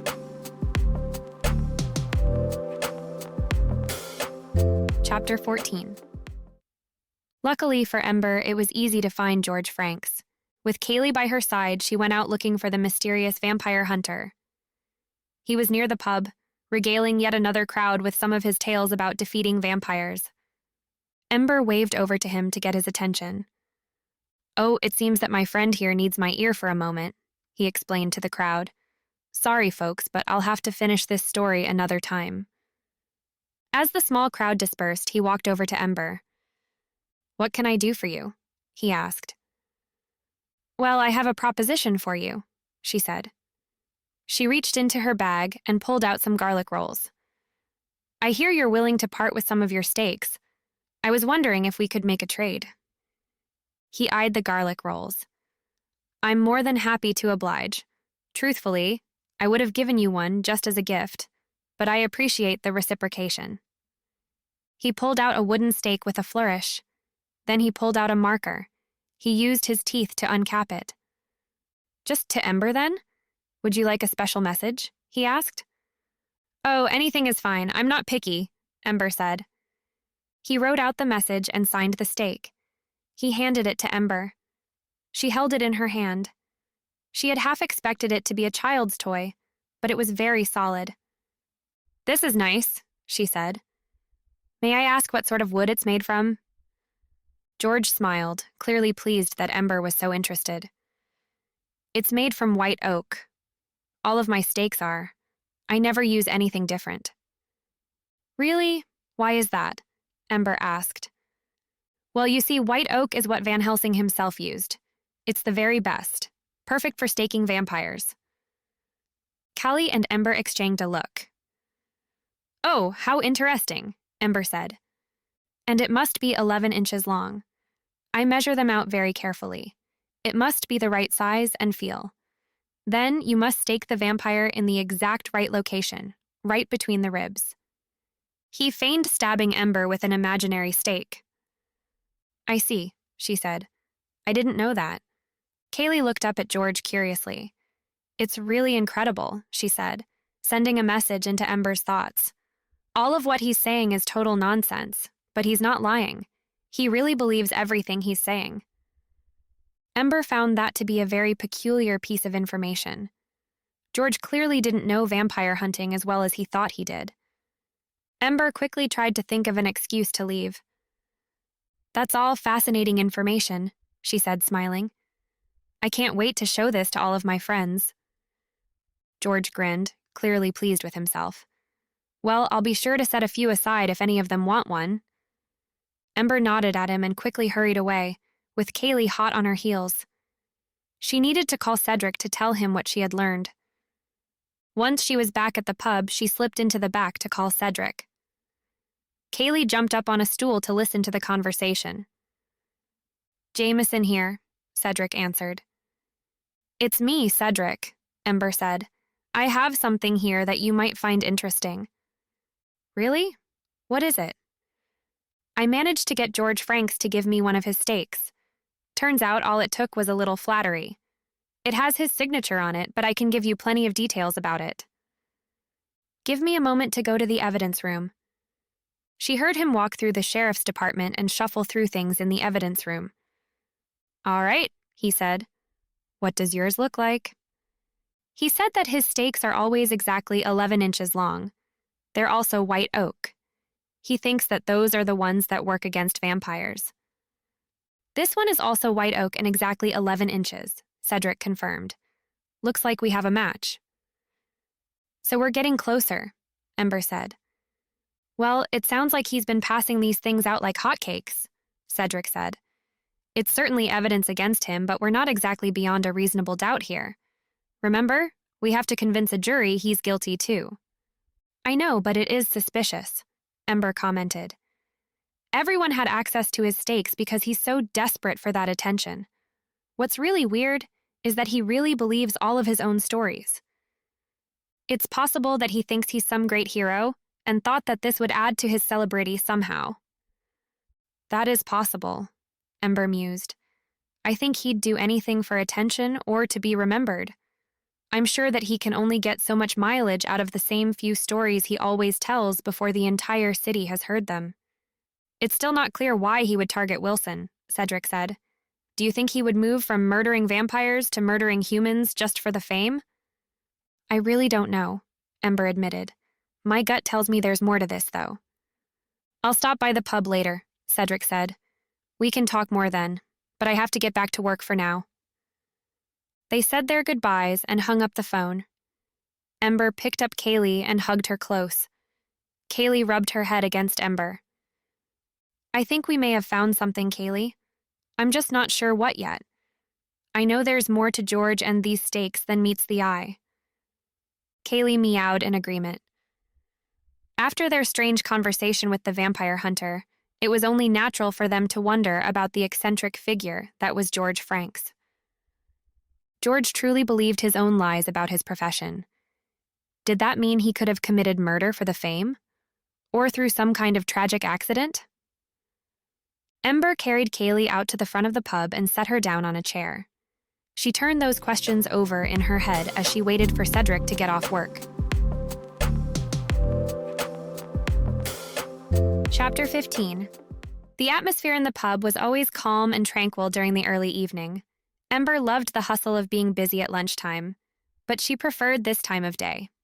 She looked up from the bar as the door opened and a tall, handsome man with hazel eyes looked directly at her. She smiled. "Good day, Sheriff," she said as he began walking towards her. "What brings you back here so soon?" Cedric tilted his head and gave her one of his sexiest looks. "I've come about the steak," he said slowly. Ember raised a brow. "Wooden or cow-based?" "Huh, that was quick. I would love one of your amazing steaks, but I don't have time." "Good, because we don't have any porterhouse in today. Now what news do you have?" Cedric parked himself on one of the stools at the bar. "The examiner checked your steak for fingerprints but found nothing, I'm afraid." What about DNA? Nope, nothing. Nada. Zilch. The killer was not gracious enough to leave us one little clue. He sighed and leaned his elbows on the bar. Ember was about to lean on the bar too when she squealed. That darn prankster just pulled my hair. Hey, Cedric called out into the air. Leave my girl alone. I have many friends in low places, you know. Ember grinned. Her tummy flipped a little at being referred to as his girl. Hey, look, she said, looking across at the glasses which were moving, unaided from their shelf. They lifted one by one into the air and began floating above her. She looked up, and then dropped her head and placed both hands on top. Cedric slid off the stool and stepped back to look at the glasses. It's a question mark, he stated before making his way around the bar to help Ember. Talako appeared by Ember's side before he got there. Gabriel, put those down right now. His tone was steady but forceful. Ember was still tucked into herself with her hands protecting her head. Altogether, the glasses fell behind Ember, and Talako easily caught each one before they hit the floor. Ember gritted her teeth. I've got to find that spell. I can't let anything interrupt me. She glanced around the pub to check no one had noticed the floating glasses or Talako's sudden appearance. Cedric laughed and gently pulled Ember towards him in a hug before kissing the top of her head. You find the spell. I've got to get back to work. Once Cedric had left the pub, Ember made her way to the kitchen and noticed George Franks holding court with more teenagers at one of the dinner tables. She thought for a moment before calling through the kitchen door to Annie. I'm just popping out for a minute. Could someone keep an eye on the bar? Annie held a hand up as she continued to load some asparagus onto a plate. Ember landed exactly where she meant to as she apparated into George Franks's room at the inn. She gave a sigh of relief as she heard two voices in the corridor. She waited until the people outside had passed the room before moving. It was a similar room to the crime scene, but in a darker blue. There were a few vampire magazines strewn across the bed, and a large black valise which was gaping open and looked like it held most of his clothes and some rather heavy books. Ember knelt down, pulled the bag open, and began rifling through his clothes. The books were all on the subject of vampires by various authors. She sat back on her heels and pursed her lips as she looked around the rest of the room. There was a discarded coffee cup and some rolled-up socks, but not much else in the room that she could see. She was about to leave when she noticed a briefcase leaning against the other side of the bed, half hidden by the sheet. She glanced briefly at the door before opening it and peering inside. There was another book, a notebook, and some official-looking papers. She pulled them out and began to read. Oh my word. Ember placed her free hand over her mouth. The papers were from a hospital in another city. They gave information on the results of some test Franks had there. According to the contents, Frank's mother had died of syphilis and he was also afflicted with it. Ember read the doctor's notes. Unfortunately, because the disease was not diagnosed at an earlier date, it has degraded part of the brain. We can use medication to halt the progress of the disease, but we cannot amend damage already caused. Ember sat on the bed and blew out the breath she'd been holding. She went to replace the papers and noticed a small catalog tucked into a pocket in the briefcase. It contained an order form. This must be where Franks got his steaks from. Her brow narrowed as she pondered what this all meant. Did Franks buy the steaks just so he could tell stories and give them away to people? Unfortunately, she didn't have much time to ponder her question as there were more voices in the corridor and they were getting closer. She took a breath and poofed back to the pub. When Ember arrived in the bar, behind a large plant to ensure she wasn't seen, she noticed Talako was back.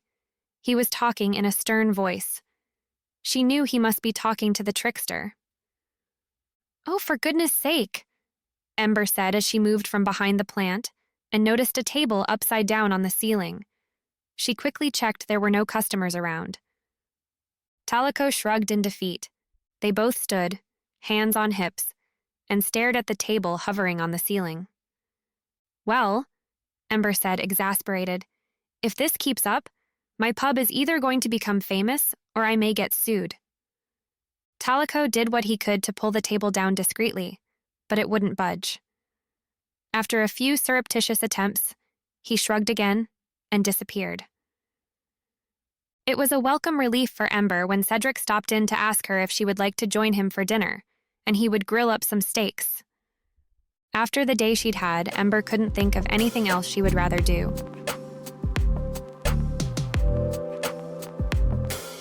Chapter 16. The table had been on the ceiling for longer than Ember would have liked, about an hour by her watch. The people of Koshimar had a blissful habit of remaining willfully blind to the evidence of real magic all around them, tending to prefer the obviously fake rollicking tales people like George Marks told them. But as far as impish hauntings went, the mischief that had been unleashed on the broken broom was getting to be pretty obvious. Ember wasn't sure this could go on much longer without someone asking her what the deal was. Indeed, her customers were relatively subdued, continually throwing concerned, confused looks at the upside-down table.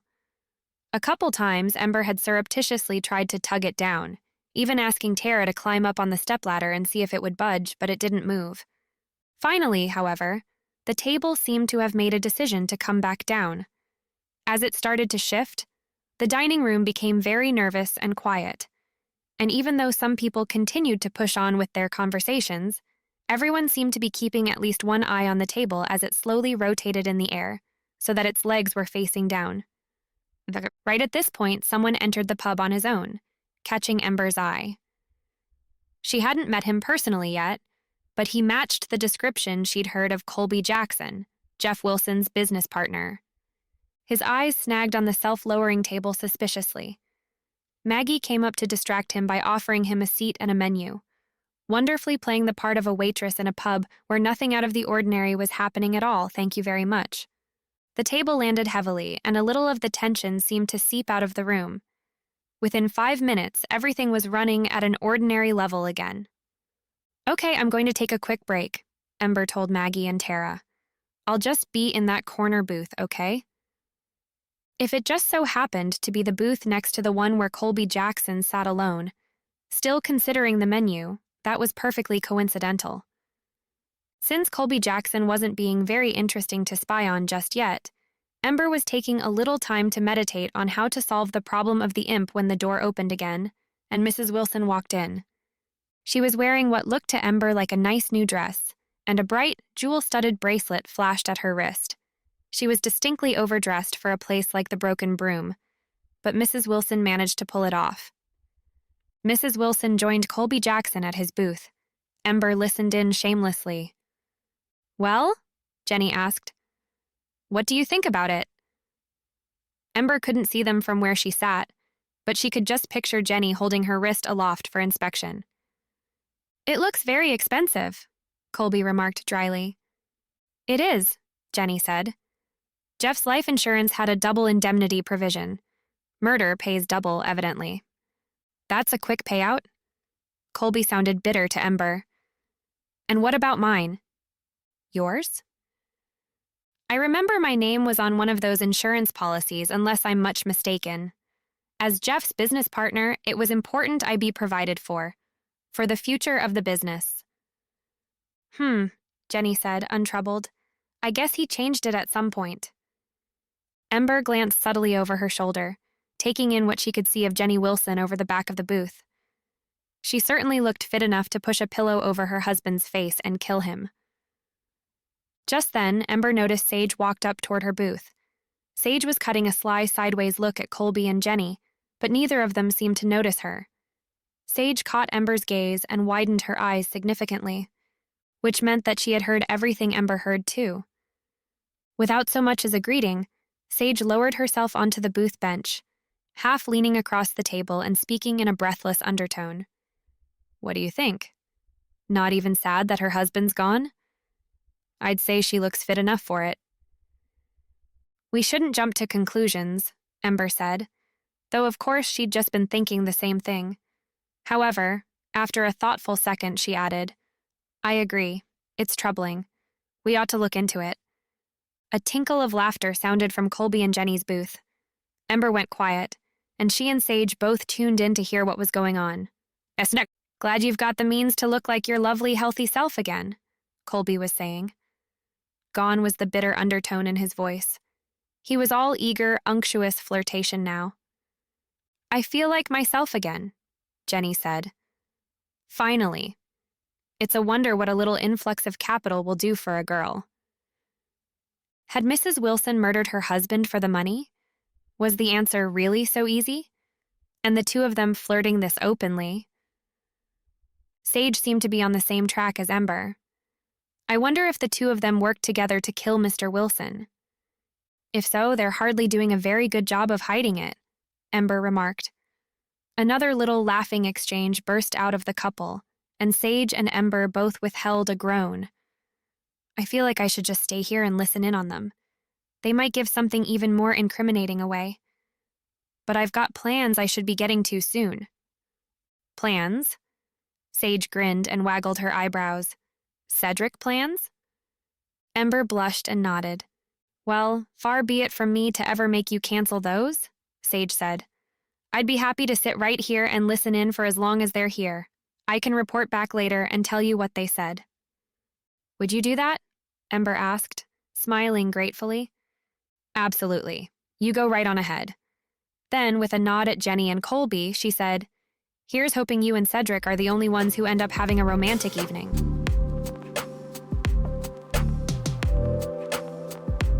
Chapter 17. After leaving Sage to spy on Mrs. Wilson at the Broken Broom, Ember dropped by her house to change for her date. Sure, she and Cedric weren't going out any place fancy, but grilled steaks at his place still sounded pretty romantic, and she wanted to wear something nicer than the flannel shirt and jeans she'd put on for that day's work. When she got home, she found Kaylee waiting for her. I've got info, Kaylee said excitedly. About the case? Kaylee trilled merrily in confirmation. That secretary, the one who was apparently having an affair with Jeff Wilson? You went and spied on her? No wonder Ember hadn't seen Kaylee for a while. She must have traveled pretty far. Although Ember suspected Kaylee had her own magical methods of covering a great deal of space in very little time. Turns out the affair was true, Kaylee reported. I heard the secretary talking about it with a friend. She was really cut up about it. Jeff's death, I mean. I guess she'd gone through his desk and found papers that proved he was going to be filing for divorce from Jenny. Divorce means no double indemnity benefits, Ember muttered. What? Kaylee asked. So, as Ember got changed into a nice dress and stylish flats, she told Kaylee what she had overheard at the Broken Broom. That's very suspicious, Kaylee said once Ember had finished. It is, Ember agreed. And I wish I had time to talk about it all. But if I take any longer, I'm going to be late. The truth was she was running a little early. But after the chaotic day she'd had, Ember was looking forward to being at Cedric's place and spending a little time with him. He greeted her at the door with a brief hug and a kiss that made her stomach swoop like a trick plane. He was carrying a pair of oven mitts, which was just about the cutest thing she'd ever seen. This tall, stoic wolf shifter dangling two quilted gingham mitts casually from one hand. To Ember's relief, Cedric didn't talk to her at all about the case. Instead, they enjoyed some pleasant time together, lingering in the kitchen as he finished with their steaks. Then they ate at his little dining table, and he opened a bottle of wine and kept both their glasses hospitably filled, chatting companionably and laughing often. It was so easy being in Cedric's company. Around her, his stoicism fell away, and he seemed more able to enjoy himself, to joke and tease and have a good time. Around him, she felt grounded, blissfully removed from the many troubles that had plagued her day. Lately, it was becoming increasingly difficult to imagine a time when she and Cedric hadn't been together like this. The time flew by like that, and soon it had grown late. Ember's watch told her it was midnight. As soon as she saw the time, as if her body had just remembered to be tired, she let out a big yawn. I'd better get going, she said regretfully. You can stay the night if you want. Cedric managed to make the offer sound sincere, not a hint of sleaze. I'll happily take the couch, he added. No, she said, heading to the door, happy with the way he trailed her. I'd really better get back to my place. She almost wanted him to keep asking her to stay. If he had, she doubted she would have been able to resist the temptation. However, He was, as always, the consummate gentleman. She'd stated her preference, and he respected it. But the sweet, gentle goodnight kiss he gave her at the door made her really wish she'd given in more easily. Ember woke up in an exceptional mood the next morning. She decided she'd put her burst of energy to good use and do a little research on Mr. Wilson and his company. The internet yielded information about his company, J&J Construction. The About page indicated that the two partner owners had known each other since boyhood. It occurred to Ember to wonder when Jenny had popped into their lives. With this question in her mind, she managed to dig up some old archived school yearbooks. Indeed, there were pictures of Colby and Jeff going back practically to kindergarten. Jenny didn't show up until around middle school. However, after that, she was in nearly every picture with them.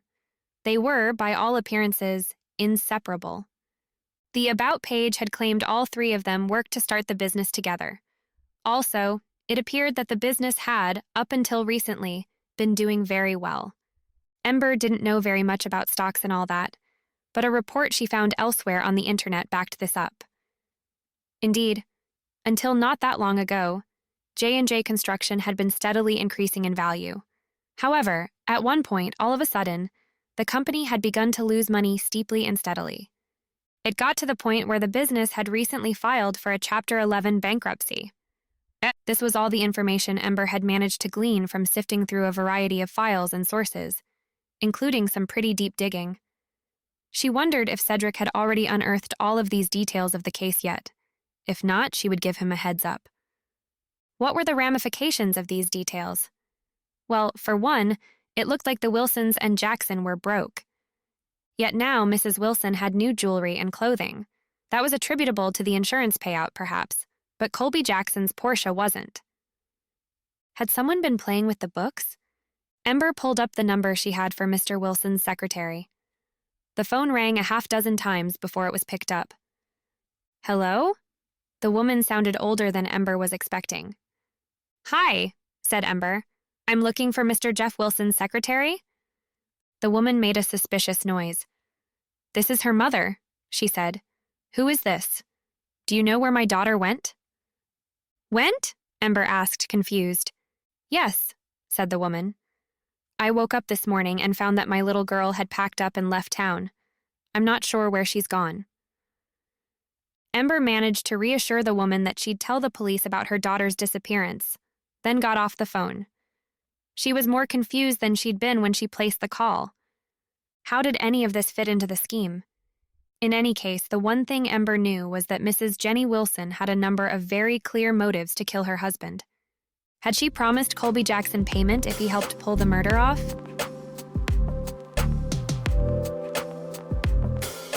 Chapter 18. When Jenny Wilson and Colby Jackson stepped into the Broken Broom pub for lunch the next day, Ember couldn't help but notice that there was a brand new designer handbag slung oh so casually over Jenny's arm.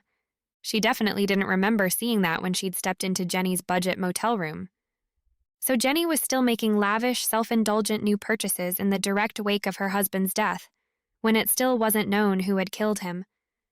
Either she didn't realize how suspicious that made her look, or she didn't care.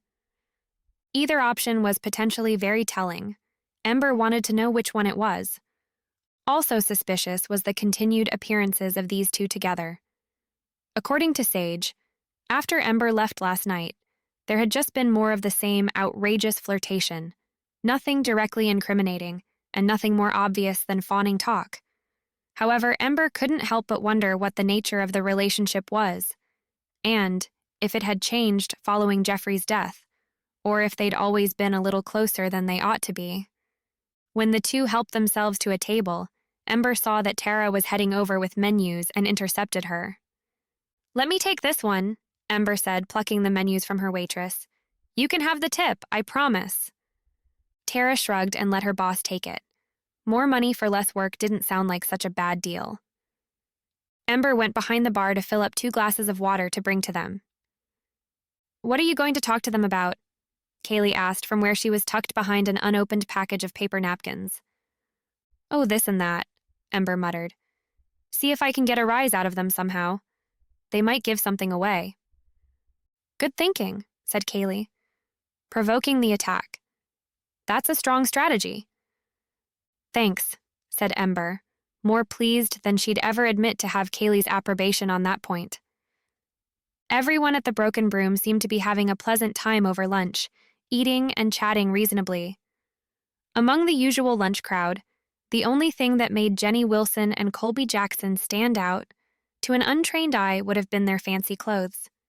To Ember, what made them stand out was the strange swirl of energy around them, which told her there was more to learn about their involvement in the recent, brutal murder of a man they'd both known very well. She had to play this just right if she wanted to get anything out of them today. "Hello, you two," Ember said brightly as she set their menus and a glass of water each down in front of them. "How are you today?" "Just fine, thanks," Jenny said breezily. "You know, you're looking fine." Ember pointed to the handbag, then gestured to the two of them. "It's lucky you're both taking care of each other since you both lost a partner. It's so heartening to see people working together in a time like this." Jenny seemed to take Ember at her word and was smiling faintly, but Colby was giving her a sharp, pointed expression. "Excuse me, but what exactly are you trying to imply?" "Nothing," Ember said as innocently as she could manage. "I was just noting that both of you are clearly good friends." "Well," Colby said coldly, "we need to be friends with someone like Jeff in both our lives. Snake in the grass." "Colby," Jenny interjected, trying to quiet him, but not trying too hard. "Come on." "No," Colby said. "I don't like what this lady is implying. I think you and I ought to take our business elsewhere." There was something strange and stilted about this act. It made Ember wonder if he was really offended, or if he was acting oddly in hopes of covering up his guilt. Just as Colby began to rise to leave, the glass of water Ember had set in front of him slid as if pulled by a string, right across the tabletop and straight into Colby's lap. He full-body flinched as the ice made contact with him and the wave of water swept down the front of his pants. A large, obvious stain was already spreading, darkening the high-quality fabric. Ember bit down on her tongue to keep from laughing. If he really did want to take his business elsewhere for lunch, as he'd threatened, then he'd need to change his pants first. To Ember's continued glee, more than a few heads turned to stare at Colby and his wet pants as he stormed out of the Broken Broom. Jenny sent Ember an ambiguous look. It could have been curiosity, apology, or irritation for all Ember knew. And then, without another word, followed Colby out of the pub. Tara pouted after the fleeing customers. There went her tip. "Was it the imp?" Kaylee asked Ember once she had gone behind the bar again. "It wasn't just a wobbly table," Ember said wryly. "You know, I'm starting to think our trickster just needs some attention. I doubt he really means any harm." "You're only saying that because he just humiliated someone you suspect of murder." Ember shrugged, not confirming. "I really just need to figure out a binding spell for an imp. I haven't had any luck finding anything yet." "All right," Kaylee said. "I'll get right on it, though I do enjoy chasing the thing all around the pub." A little later, Ember tried calling Cedric. She didn't have any particular information to share with him. She just wanted to hear how he was doing, to maybe hear him say what a lovely time he'd had last night so that she could say the same thing to him. His phone didn't even ring. Instead, she was immediately faced with the outgoing message of his voicemail inbox. Was his phone off because it was out of batteries? It was a little out of character for someone as practical as Cedric to forget to charge his phone. After the beep, she left a message for him, telling him briefly about what had happened with Colby and Jen a few minutes ago, and asking him to call her back when he had the chance.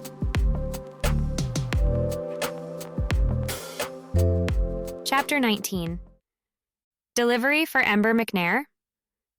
Ember looked up from where she'd been doing some post-lunch rush-bussing of tables.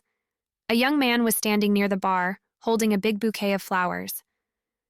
"That's me," Ember said, already blushing faintly as she straightened and walked over to accept the vase. The delivery boy wished her a good day and zipped away. Ember walked the bouquet over to the bar. "Who are they from?" asked Tara, bustling over. Ember plucked the card out from the center of the bouquet and opened it. Written on the inside in Cedric's tidy penmanship was the message, "Loved our time together." Let's do it again soon. Tara squealed, reading over her boss's shoulder. Annie, who was just coming out from the kitchen, bustled over and read it too. "Oh my God, Ember!" she shrieked happily. Ember blushed. She was only lucky that Kaylee was back at home researching binding spells, or else she really would never hear the end of it. Okay, Ember said, waving them off. Do you folks have the post-lunch cleanup covered? I wanted to take a little walk.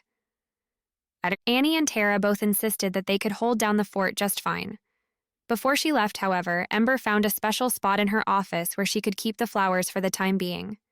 She wanted to be able to see them whenever she liked, but still keep them away from other people's prying eyes. She emptied the plant food into the water of the vase and even whispered a little spell for longevity. They really were lovely. When she left the broken broom, she went straight to Sage's general store. "Aren't you a sight for bored eyes?" Sage greeted her warmly. "I don't think that's how the saying goes," Ember said, walking up to the till where Sage was working and leaning against it. "I just had a brief break and thought I'd drop by." "You were just embarrassed about those flowers you received and you wanted to get some fresh air," Sage corrected knowingly. Ember scoffed. "How do you know absolutely everything?" Sage pulled out her phone and showed Ember a text she'd received from Tara. A picture she must have grabbed of the flowers before Ember put them away in the office, accompanied by the message, "From the sheriff." "I didn't even know you had Tara's number," Ember grumbled. "We got pretty close when I was spying on Colby and Jenny at the pub last night," Sage said. "She says we need to go out dancing sometime." Of course she did. Everyone wanted to be Sage's friend. It was impossible not to. The store wasn't too busy, so the two were enjoying a bottled iced coffee drink, passing it back and forth between them and chatting pleasantly, when Colby Jackson walked in. As soon as he saw Ember, he rolled his eyes elaborately. Before Ember could stop him or leave, Colby pointed straight at her. Then, in a loud performer's voice, he said, "Good afternoon, shoppers. This woman thinks I killed Jeffrey Wilson so that I could have his wife, Jenny. I'd like to set the record straight right now that she could not be more wrong. I would never have killed Jeff for his wife." "Dramatic," Sage muttered. Luckily, there was basically no one in the store. A few people looked up from their shopping, confused, but mostly the self-indulgent soliloquy passed without comment. Ember, however, did feel faintly embarrassed. She rolled her eyes and turned to Sage. "I think that's my cue to get out of here. See you later?" "Later," Sage agreed, passing Ember what remained of the iced coffee. Colby Jackson watched Ember with a frosty glare every step she took out of the general store. Later, back at the broken broom, after Ember had sent Tara and Annie off for their late lunch breaks, Callie came trotting in. "I found the spell," she said. "I'm listening," Ember said eagerly. Kaylee explained how Ember would have to cast the spell, then repeated the words a few times. Ember repeated them after her, messing up the first few times, but then finally getting it right. "It was in one of your mother's books," Kaylee said. "It should bind the trickster to you." "Now's as good a time as any," Talako said, phasing into view just behind Kali. "Gabriel is here in the room with us now." Ember was glad to hear it. She wasn't certain she would have remembered such an intricate spell for long. Now, however, she was able to repeat it just as Kaylee had taught it to her. At first, she worried it hadn't worked. Then, however, there was a sudden, loud clanging noise, and a figure appeared in front of her. A small, devilish-looking but also distinctly cute being, bound by what appeared to be invisible ropes. The creature gave Ember a long-suffering look and sighed. "All right," he said, businesslike. "What do you want me to give you for my freedom?" Ember crossed her arms. "I want you to promise that you won't pull any other pranks," she said. The imp looked incredibly distressed at the prospect. "Unless," Ember continued, "I give you specific permission to do so." The imp's distress diminished somewhat. Conditional pranks were evidently better than no pranks at all. He considered. Ember knew from what Kaylee had told her about the spell that once he gave his word, he wouldn't be able to break it. However, after a brief pause, he said, "Very well. You have my word." So she let go of the spell and freed him again. "It might be nice," she mused to Kaylee and Talico, "having an imp on our side." A little later, to Ember's great delight and relief, Cedric walked into the pub. Not that she'd thought anything bad had happened to him, but she never did like when she called him and couldn't reach him. In Cauchemar, you could never really take for granted that someone's phone was off for an innocent, harmless reason. She thanked him profusely for the flowers, and he sat at the bar for a while and chatted with Ember about the case. Neither of them had turned up anything solid since they'd last talked, but it felt good just turning things over together. They made a good partnership, she thought, then felt bashful for thinking it. "You know," Ember said thoughtfully, "I wasn't able to look into Colby's finances. I wonder if they were in as bad a shape as the Wilsons." "I can follow up on it and get back to you," he offered. "But for now, I was wondering, do you think you can get away? I thought we might have a quick bite together over at the inn."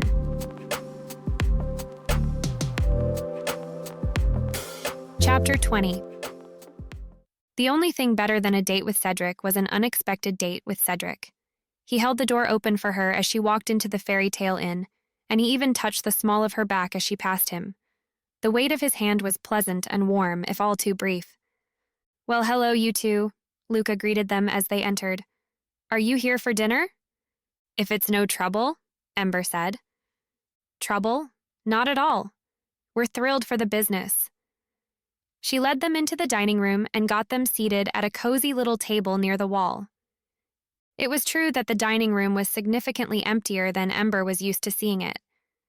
It seemed that, as usual in Cauchemar, the stain of suspicion meant a sort of impromptu, moralizing boycott.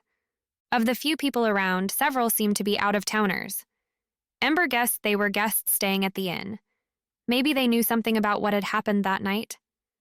When Luka left them at the table, Ember leaned toward Cedric and whispered, "I think we should keep an eye on the people around us, just in case they know something." "We've interviewed nearly everyone here," Cedric remarked, "which possibly accounts for why they're all keeping an eye on us." Now that he mentioned it, Ember did notice a few nervous glances their way. Perhaps having the sheriff waltz back in after having questioned them was setting them ill at ease. She did her best to look peaceful and reassuring, like this was nothing more than a date, while also keeping an eye out for anything strange. It was difficult to keep an eye out, however, when she was out with Cedric. He absorbed her attention so completely that before long she found she was entirely distracted by him. By the time their food arrived, they were reminiscing sweetly about their childhoods, laughing together over all the goofy things they used to get up to. "And that summer you wanted to be a lifeguard?" Cedric reminded her, smiling. "I remember you complaining about the first aid training. Why can't I just use magic? And all that." "I do remember that," she said. She hadn't before he mentioned it, but there it was suddenly before her. The smell of chlorine, the uncanny torso dolls they used to train the prospective guards in rescues, the chemical tang of the air above the pool, the false coconut scent of her sunscreen. All of these sense memories felt so vivid, but there was one thing she couldn't understand. Why did I want to be a lifeguard so badly, anyway? Cedric blinked, thinking back. Then slowly, he said, "Well, Ash was one. She said it was the best job in town for a teenager. Much better than washing dishes at the pub," she said. Ember sighed sadly. This was the wall her memories kept ramming up against. This was the portion of her past that reminiscing with Cedric couldn't bring to life again. "So it's like every once in a while I feel like I can just glimpse her," Ember muttered. "I can faintly remember the impression of a laugh, a smile, but nothing stays." Cedric reached across the table and squeezed her hand. "Don't worry about it, all right? We're all working on it. We'll figure out what happened. You have my word on it." After they finished eating, Cedric pulled out a few files he'd carried in. "Want to go through these with me?" he offered. "I want nothing else in the world," Ember admitted. but right now I was thinking about going upstairs and checking out room 7. I haven't really gotten a close look at it. Go on ahead, Cedric said. I'll be right here when you're done. She found Luka at the desk and asked her if it would be all right. Sure, if Cedric says it's all right, then I guess it's fine, Luka said. Though you should know I haven't touched anything in there yet. Can't really bring myself to it. She shuddered and laughed anxiously, then handed Ember the key. Ember made her way through the empty, quiet halls and into room 7. She was surprised to find the room was much more of a mess than it had been the last time she'd seen it. All the stacked linens looked hastily disarranged, the bed was unmade, and even the single-use toiletries were spilled all over. The police didn't leave crime scenes looking like this. It was clear that someone had been in this room looking for something, which probably meant there was something in here worth looking for. Ember looked around the space, considering. As many times as she'd eaten at her friend's inn to support the business over the years, she'd never had cause to stay in any of the rooms before, so she wasn't too familiar with their layout. Now she wanted to figure out where would be the best place a person might hide important documents or something they didn't want to be easily found. There weren't a lot of hidey holes, and most parts of the room were easily noticeable from any other place. The only thing Ember did notice was that the dresser was pulled out slightly from the wall on one side, like it hadn't been pushed fully flush. She crossed the room toward it and crouched down near the ground. A slip of paper had fallen here. Of course, it could be nothing, but Ember reached out and managed to grip its corner with her fingertips. She tugged it out, careful not to tear it. On inspection, she saw that the paper was covered in a bunch of numbers. Numbers that didn't have any immediate meaning to Ember. She would take it down to Cedric, maybe even talk to Mrs. Wilson to see if she knew what it meant. Ember was concentrating so hard on the paper that she didn't hear when someone entered the room behind her. Chapter 21. The first Ember became aware that she wasn't alone in the room was when her vision went dark. Then, suddenly, there was a hand covering her eyes, and another clamped itself across her nose and mouth. The grip was too hard, paining her, and she tried to cry out, but her noise was muffled against what felt like a pair of leather gloves. The paper. That was the first thought that flashed into her mind. She was being attacked for the paper she had just found, the one she still didn't understand, but she had to protect it somehow. What was that spell of sending Kaylee had taught her once? If she could call it to mind now, she should be able to transport the paper safely to the desk in her office at the pub. Then she could wrestle with her attacker however long it took to find out their identity. Except that as soon as the thought had occurred, she felt the paper being snatched from her grip.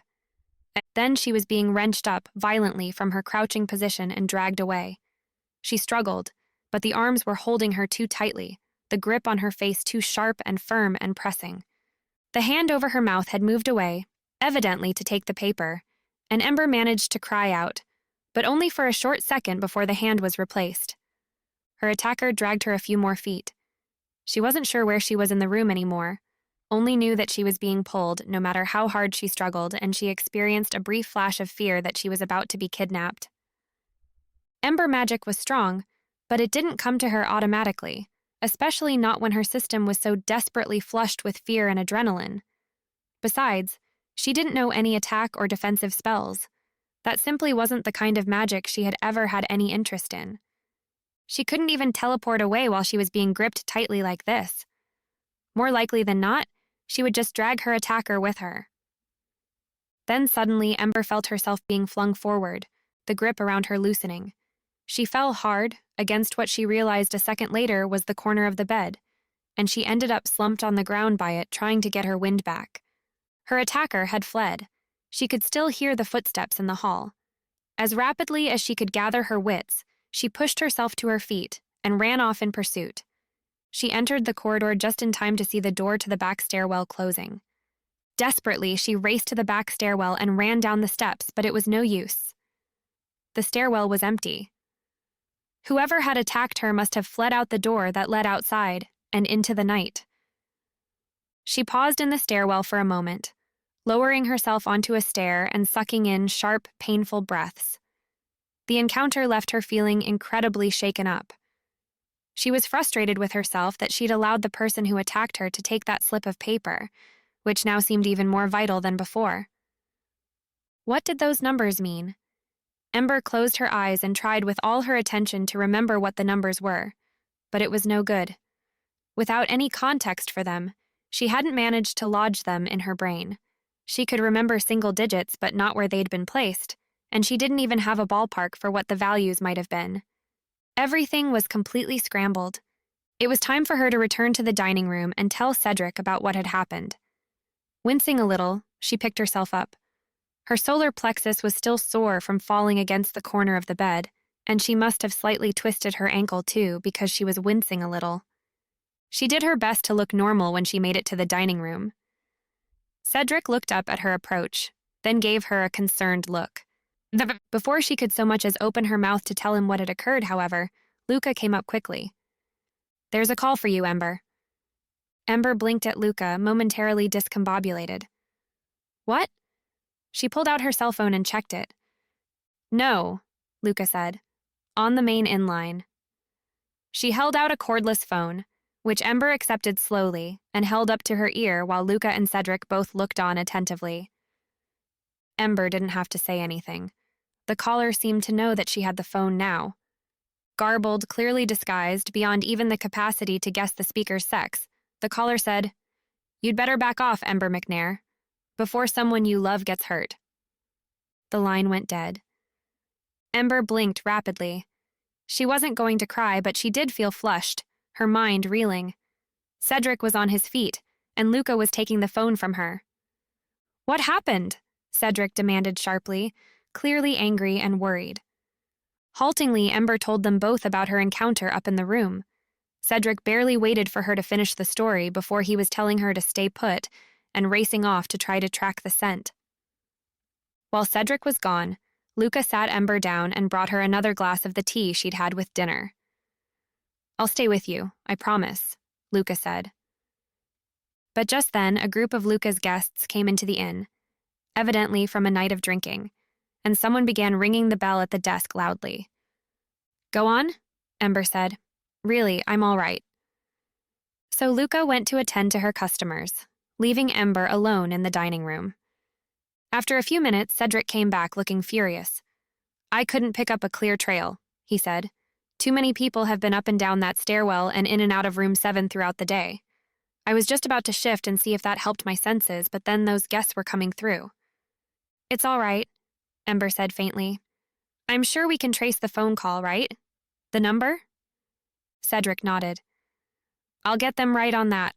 Only trouble is, if the caller used a burner phone, it doesn't do us much good." Ember echoed his nod, trying to stay calm. But she couldn't deny the fact that the threat had frightened her. The caller knew exactly who she was, which meant that perhaps the threat had been true. One of her loved ones was in danger from someone who was almost certainly a cold-blooded murderer. But which loved one had fallen into the killer's crosshairs? How could she protect them if she didn't know who was in danger? The only thing she knew now was that it was more urgent than ever before that she solve this case. Chapter 21. The first Ember became aware that she wasn't alone in the room was when her vision went dark. Then, suddenly, there was a hand covering her eyes, and another clamped itself across her nose and mouth. The grip was too hard, paining her, and she tried to cry out, but her noise was muffled against what felt like a pair of leather gloves. The paper. That was the first thought that flashed into her mind. She was being attacked for the paper she had just found, the one she still didn't understand, but she had to protect it somehow. What was that spell of sending Kaylee had taught her once? If she could call it to mind now, she should be able to transport the paper safely to the desk in her office at the pub. Then she could wrestle with her attacker however long it took to find out their identity. Except that as soon as the thought had occurred, she felt the paper being snatched from her grip. Then she was being wrenched up violently from her crouching position and dragged away. She struggled, but the arms were holding her too tightly, the grip on her face too sharp and firm and pressing. The hand over her mouth had moved away, evidently to take the paper, and Ember managed to cry out, but only for a short second before the hand was replaced. Her attacker dragged her a few more feet. She wasn't sure where she was in the room anymore, only knew that she was being pulled no matter how hard she struggled, and she experienced a brief flash of fear that she was about to be kidnapped. Ember magic was strong, but it didn't come to her automatically, especially not when her system was so desperately flushed with fear and adrenaline. Besides, she didn't know any attack or defensive spells. That simply wasn't the kind of magic she had ever had any interest in. She couldn't even teleport away while she was being gripped tightly like this. More likely than not, she would just drag her attacker with her. Then suddenly, Ember felt herself being flung forward, the grip around her loosening. She fell hard, against what she realized a second later was the corner of the bed, and she ended up slumped on the ground by it, trying to get her wind back. Her attacker had fled. She could still hear the footsteps in the hall. As rapidly as she could gather her wits, she pushed herself to her feet and ran off in pursuit. She entered the corridor just in time to see the door to the back stairwell closing. Desperately, she raced to the back stairwell and ran down the steps, but it was no use. The stairwell was empty. Whoever had attacked her must have fled out the door that led outside and into the night. She paused in the stairwell for a moment, lowering herself onto a stair and sucking in sharp, painful breaths. The encounter left her feeling incredibly shaken up. She was frustrated with herself that she'd allowed the person who attacked her to take that slip of paper, which now seemed even more vital than before. What did those numbers mean? Ember closed her eyes and tried with all her attention to remember what the numbers were, but it was no good. Without any context for them, she hadn't managed to lodge them in her brain. She could remember single digits, but not where they'd been placed, and she didn't even have a ballpark for what the values might have been. Everything was completely scrambled. It was time for her to return to the dining room and tell Cedric about what had happened. Wincing a little, she picked herself up.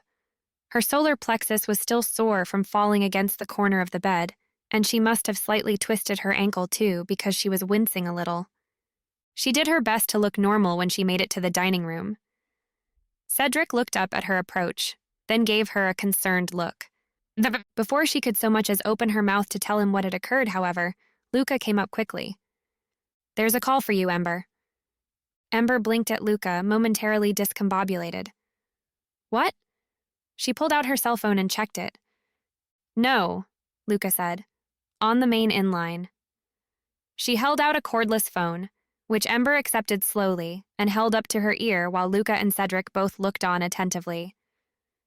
Ember didn't have to say anything. The caller seemed to know that she had the phone now. Garbled, clearly disguised, beyond even the capacity to guess the speaker's sex, the caller said, "You'd better back off, Ember McNair, before someone you love gets hurt." The line went dead. Ember blinked rapidly.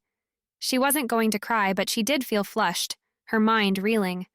Cedric was on his feet, and Luka was taking the phone from her. "What happened?"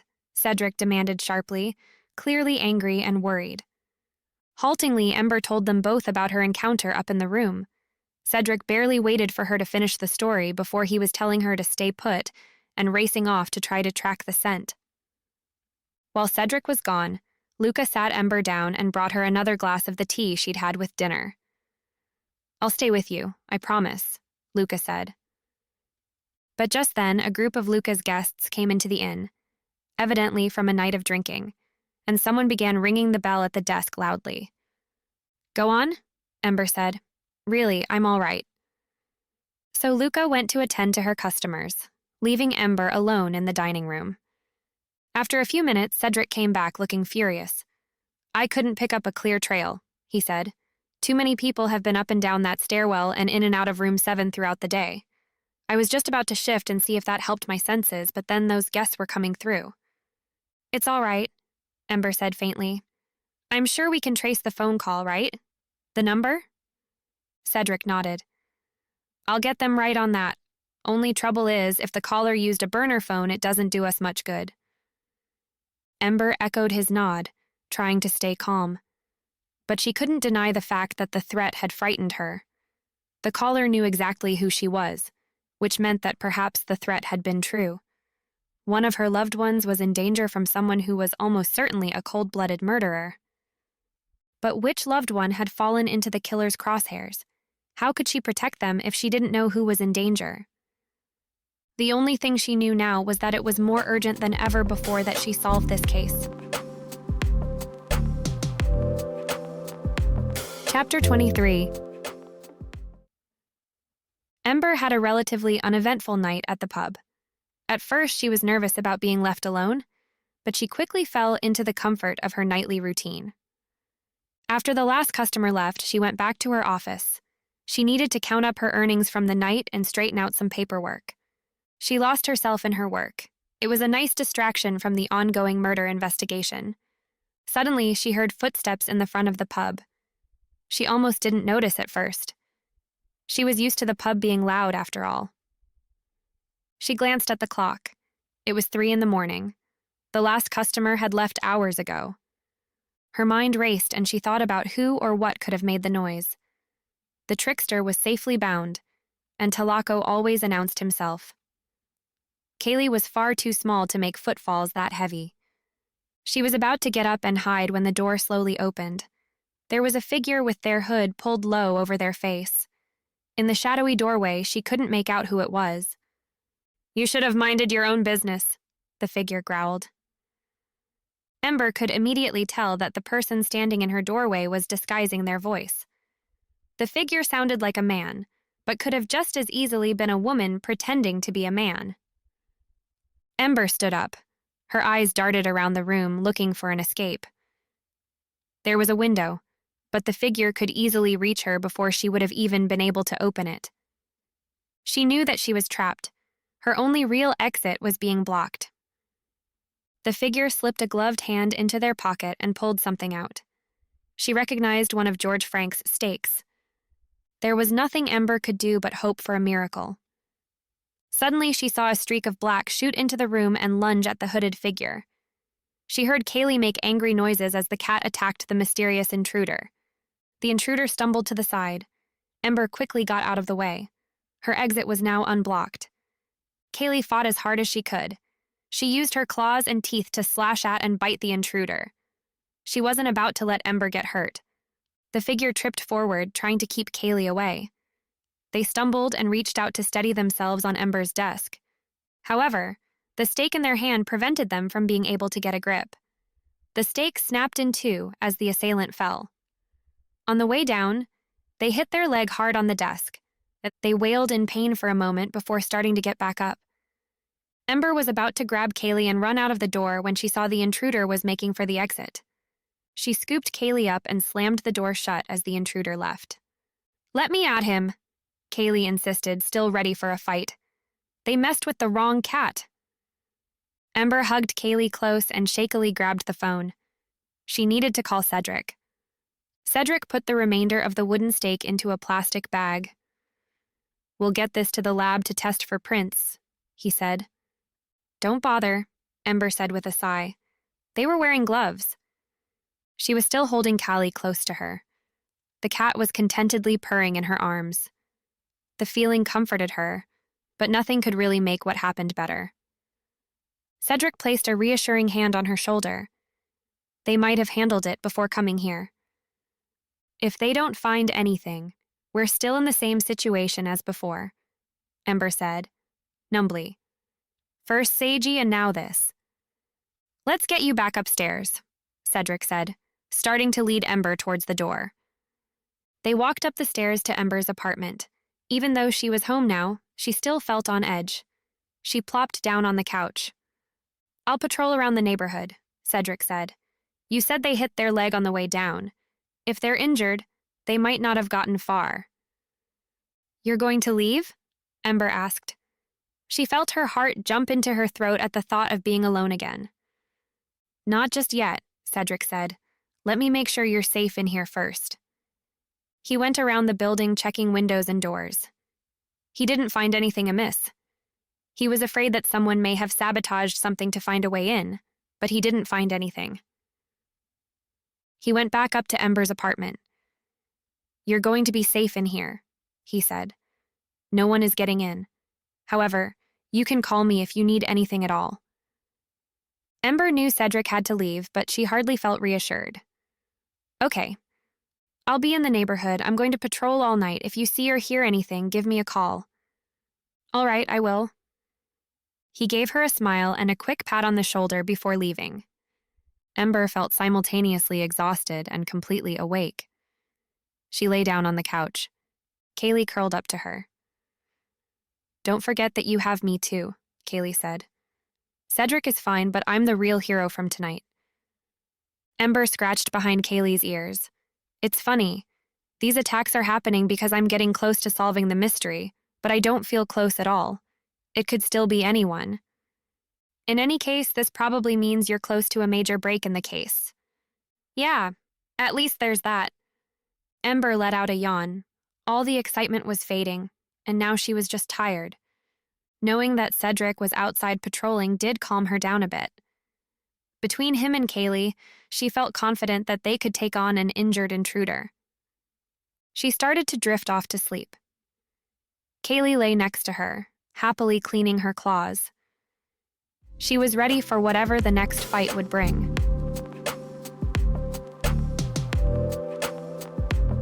Chapter 24. Ember was working in the pub, trying to forget about the events of the night before when Luka burst through the door. She made straight for Ember, ignoring everyone else in the pub. Callie jumped up to the counter and trotted over to Luka. She was just as curious about Luka's frazzled entrance as Ember was. Ember, you have got to help me, Luka begged. She looked truly desperate. Ember had seen Luka lower than ever during the course of the investigation, but she looked even more upset than usual. What's wrong?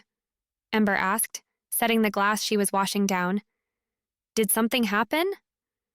Luka sat down, looking distraught. Everyone has canceled their reservations. They're all afraid of getting murdered. Ember felt terrible for Luka. That's just awful, she said. I can't believe they'd say such a thing. No one wants to stay where someone died. They act like it's contagious or something. Please, you have to solve this soon or else I'll go out of business.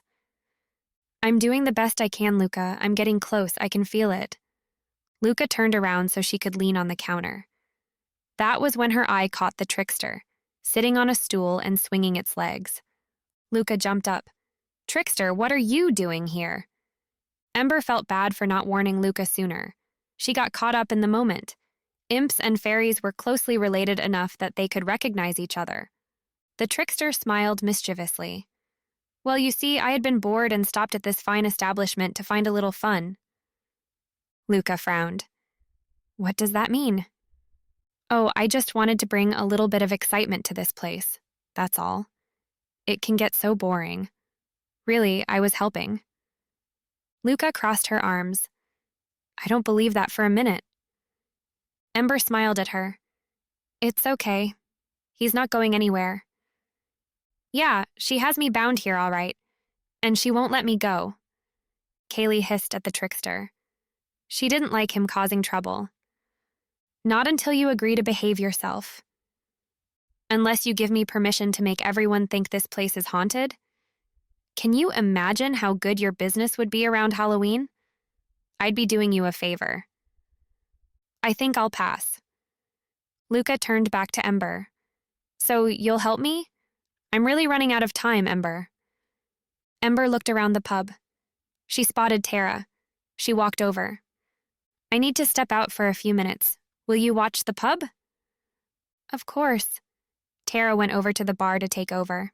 Ember walked back to Luka. I'll only be a minute. She went back into her office. She already had an idea. From the office, she could teleport safely without being spotted. She closed her eyes, and when she opened them, she was standing inside Mrs. Wilson's motel room. Ember cautiously looked around the room. She'd have to make a quick escape if anyone was there. However, she was alone. Still, she needed to work fast. She looked through Mrs. Wilson's things, trying hard not to disturb anything more than she needed to. Everything in her luggage was fairly standard. Ember found clothes and toiletries. Ember went through the room methodically, but she found nothing of interest, and before long she was nearly ready to give up out of frustration. Finally, she made it over to the desk in the room. Ember wasn't hoping for much. She didn't even really know what she was looking for. She was just hoping to find out once and for all if Mrs. Wilson had been involved in the murder. When she opened the drawer, she found a stack of papers. Even without reading them, she knew she had hit the jackpot. Ember took them out and started looking through them. They were legal documents, almost difficult to read at first. However, Ember quickly figured out their meaning. The first set of papers was for a life insurance policy. Reading through it, Ember saw that Mrs. Wilson had taken it out on her husband before he died. These must have been the ones Mrs. Wilson had mentioned before, the source of her new designer bag and fancy jewelry. Her eyes almost popped out of her head when she saw how much the policy was for. Mrs. Wilson was set to gain nearly $1 million from her husband's passing. Ember flipped through the pages, trying to scan for anything else that would be incriminating. As she was reading, she found a document that was clearly separate from the life insurance policy. Ember was surprised to find that Jeffrey Wilson had filed for divorce from his wife. The gears were turning in Ember's head. Mrs. Wilson certainly had a motive now. If the divorce had gone through before her husband's death, she never would have gotten all that insurance money. Ember knew that money could make people act out of character. She wondered if it could drive someone to murder. Ember was pondering all of this when a key turned in the lock to the room. She jumped, suddenly pulled from her thoughts. She knew she couldn't be caught in there. She quickly tried to put the papers back as neatly as she could. She had just barely closed the drawer and started casting her spell to apparate back to the pub when the door opened. "Hello?" Mrs. Wilson said, coming into the room. Ember closed her eyes as the spell teleported her out of the room. Ember's heart was racing as she appeared back in her office.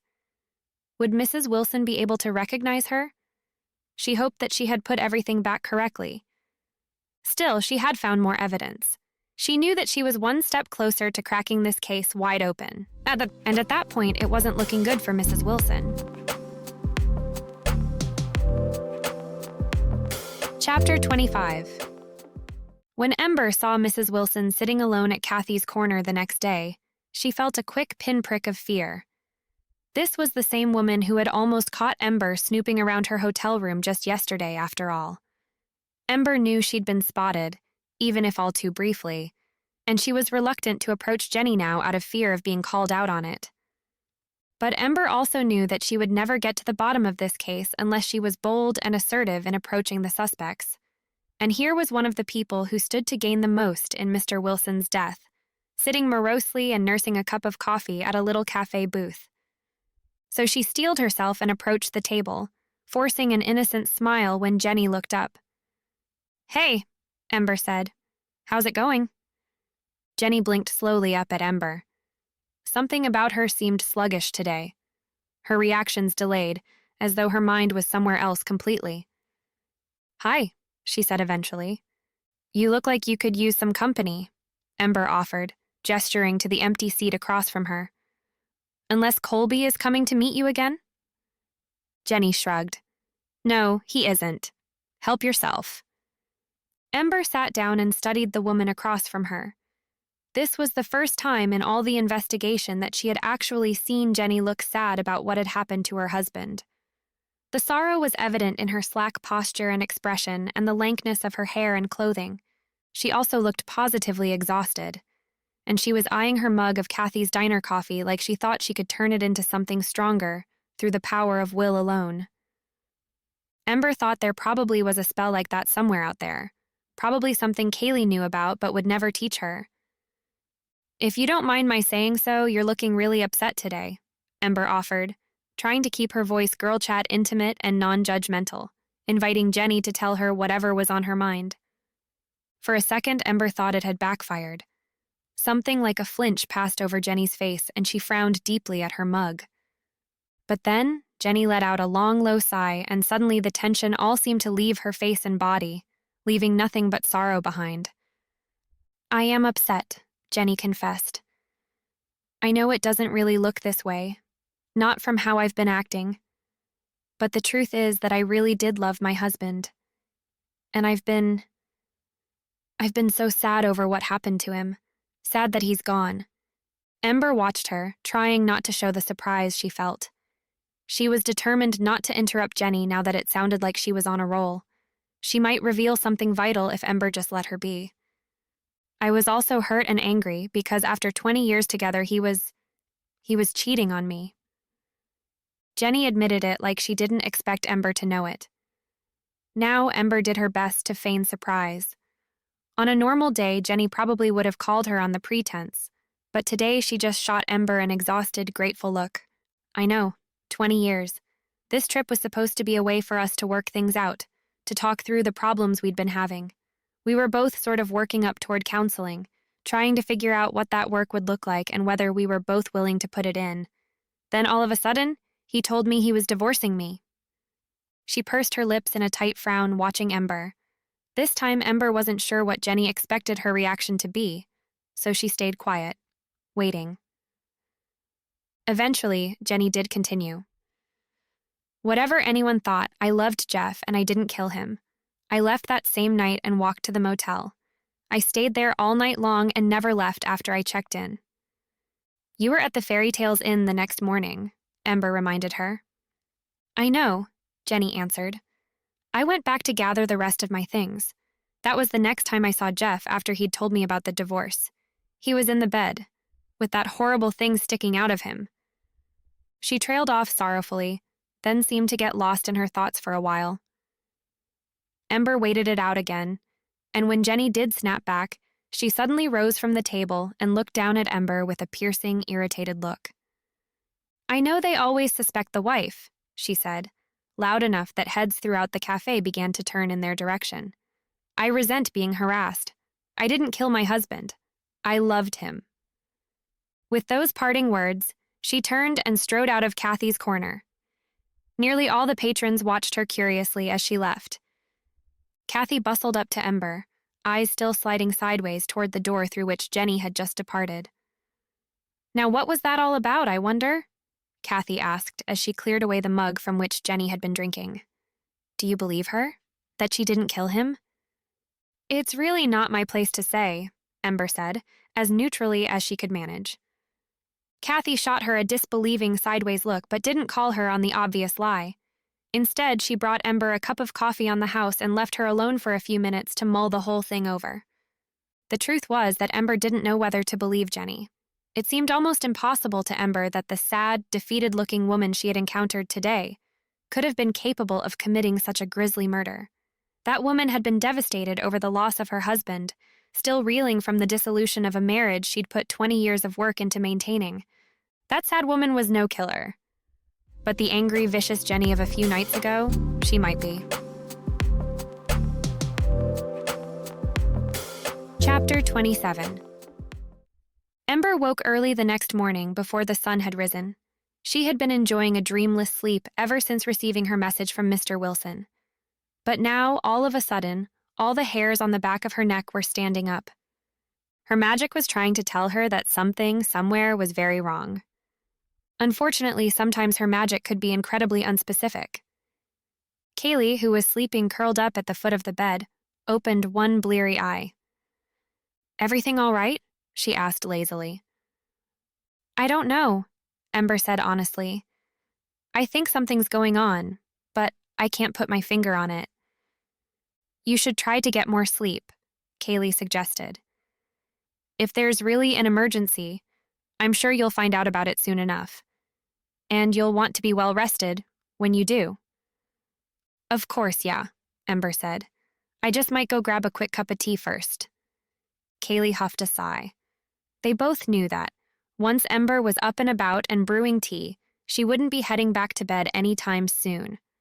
Fine, Kaylee said, prolonged and irritated. And when Ember got up from the bed, she half expected Kaylee to follow her and bully her back to sleep. But she only set her head back down on her paws and closed her eyes. And by the time Ember had left the bedroom, Kaylee was snoring faintly again. Ember was just switching on her automatic kettle when her cell phone rang.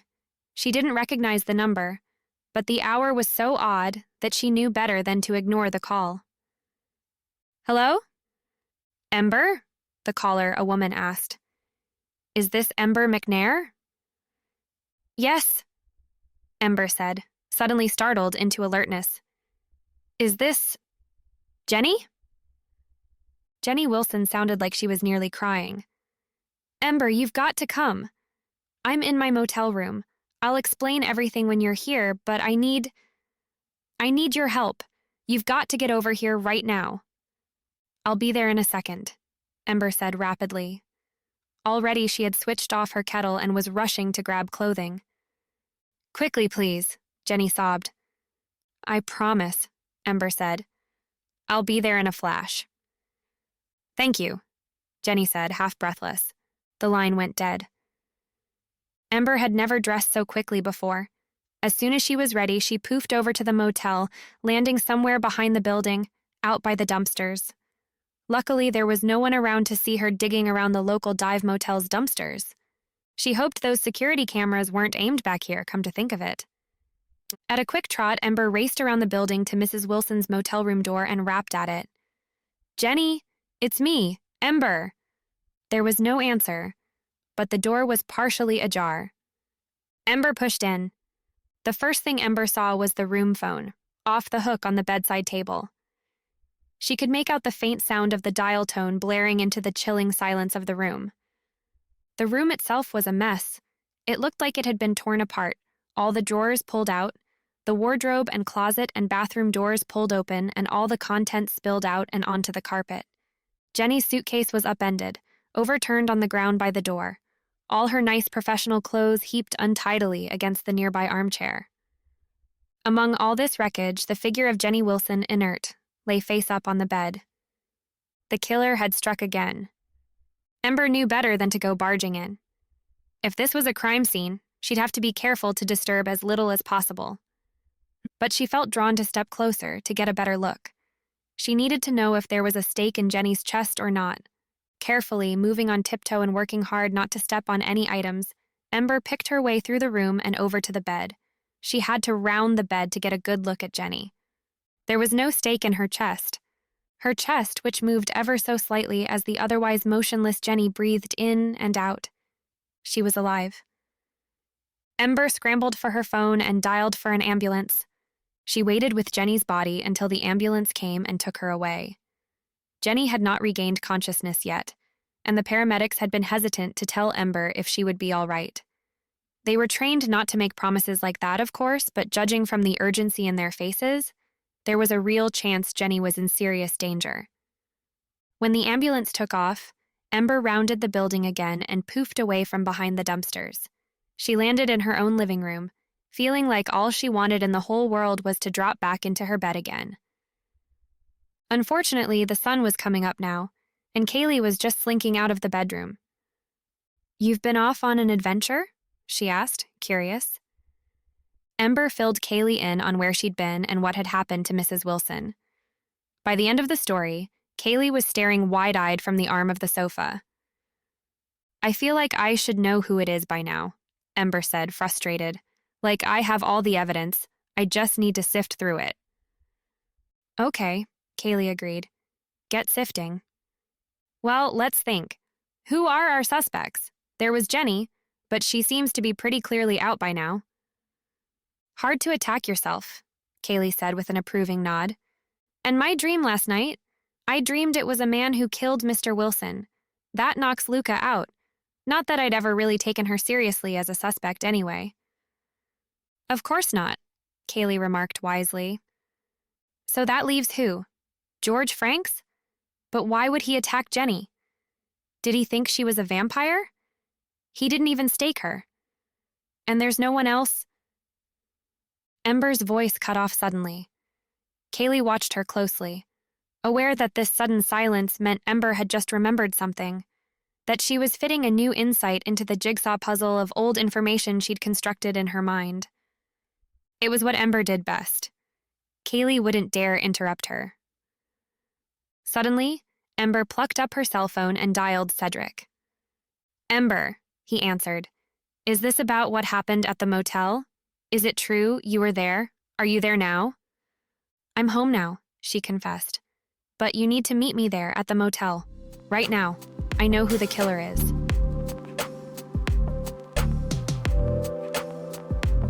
Chapter 26.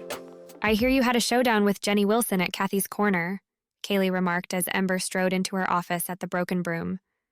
Boy, word travels fast, Ember answered, pulling out her chair and dropping into it. Talako overheard two old biddies talking about it, then phased in here to give me the report. Kaylee was inspecting her paw very carefully, as if there were something wrong with it, though of course there wasn't.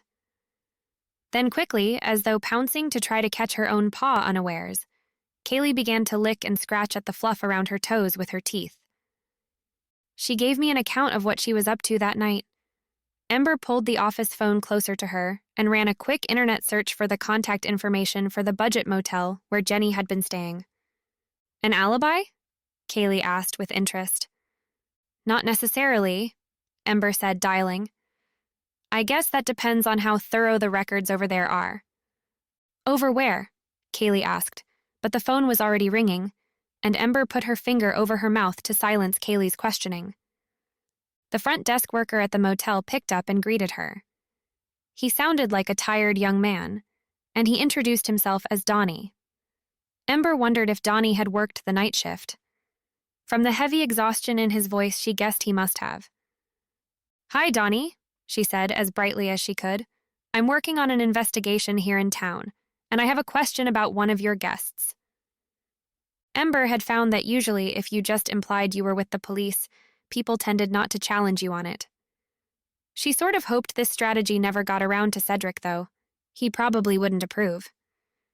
Oh yeah, of course, Donnie said. Sure thing. Which guest is this? Jenny Wilson. Yeah, you got it. There was the sound of some rapid typing.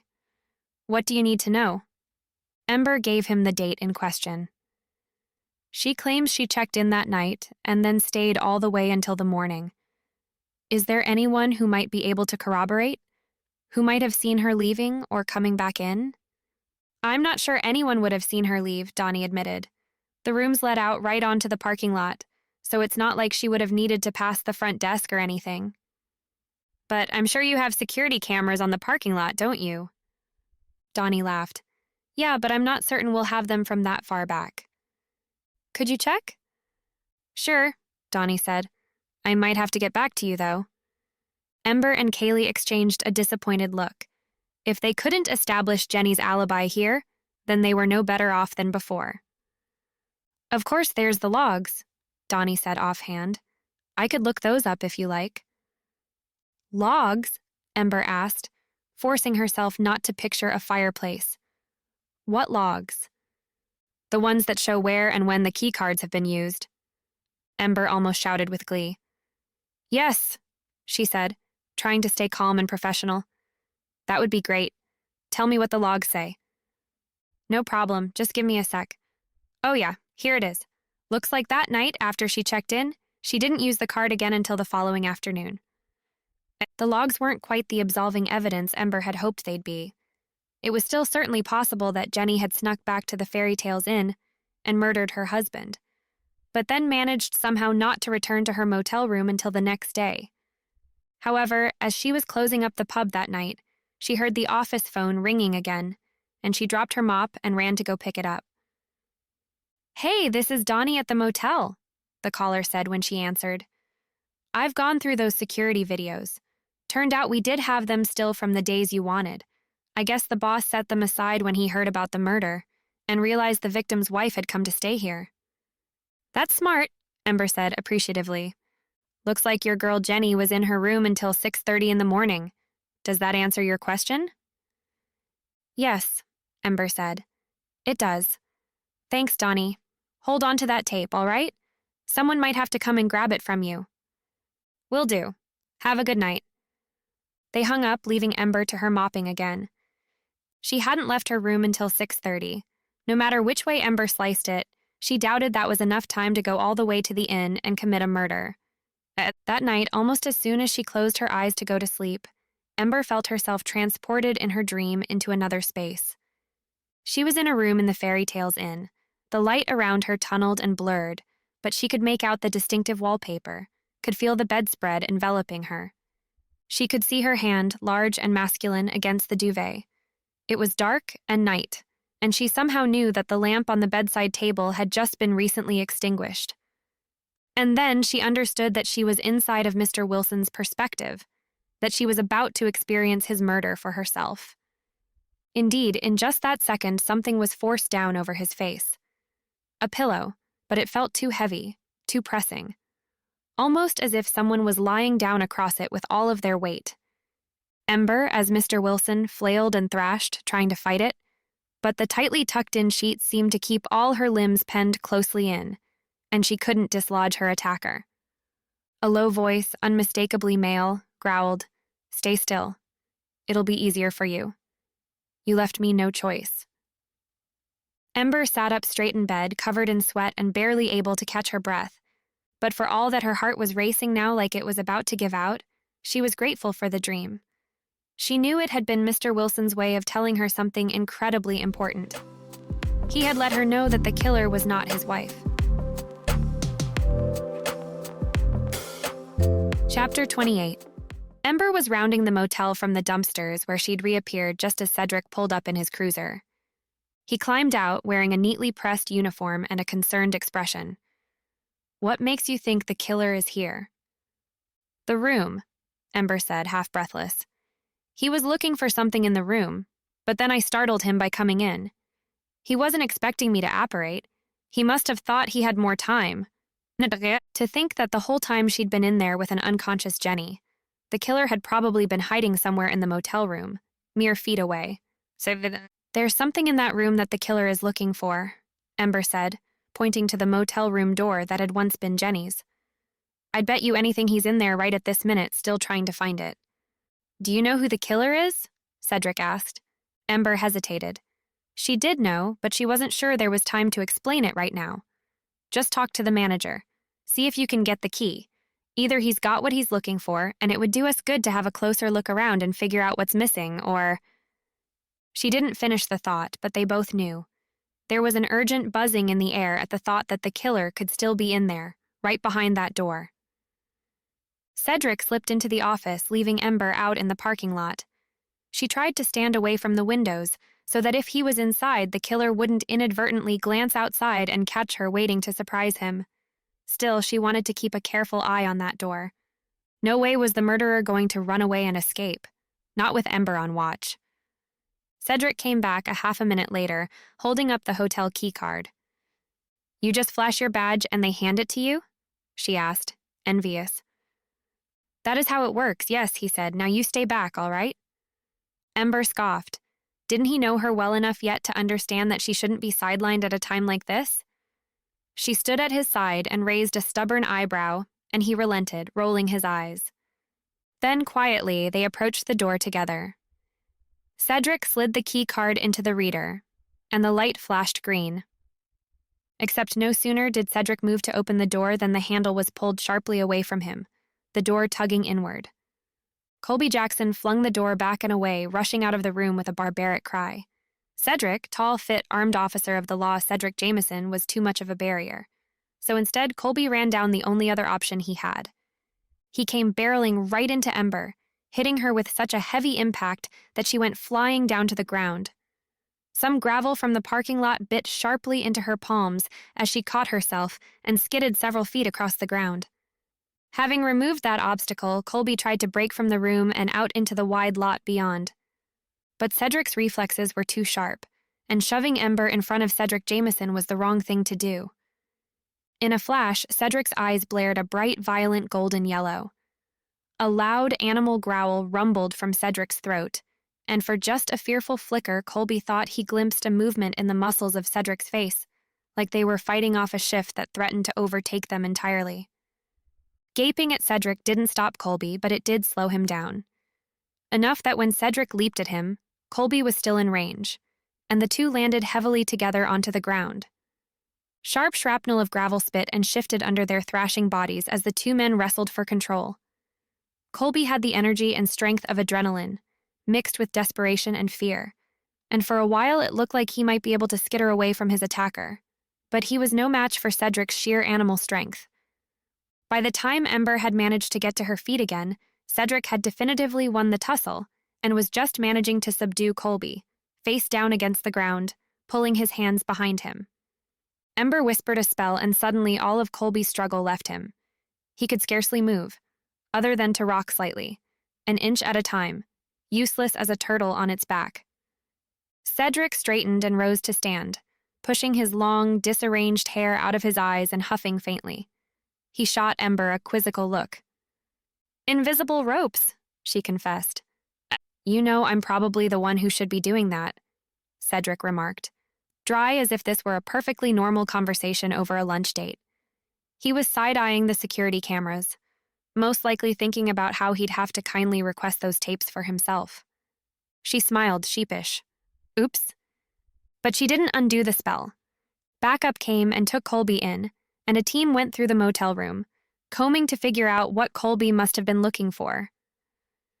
"Here," said one of the techs, walking up to Cedric and Ember with a smile. "I think this must have been it. It's Jeff Wilson's laptop. Looks like Mrs. Wilson was keeping it in the lining of her suitcase. I guess Colby had just found it and was looking through it when you two came into the room, and he thought he'd make a break for it."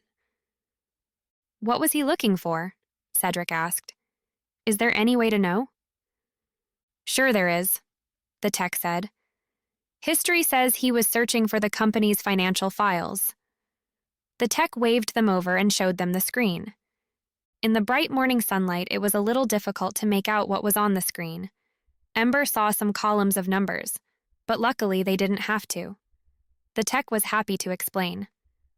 "Seems to me that someone had been stealing a good deal of money from J&J Construction, going back quite a long time, over $1 million in all." "Colby?" Ember asked. "We'd just need to check his accounts," Cedric said.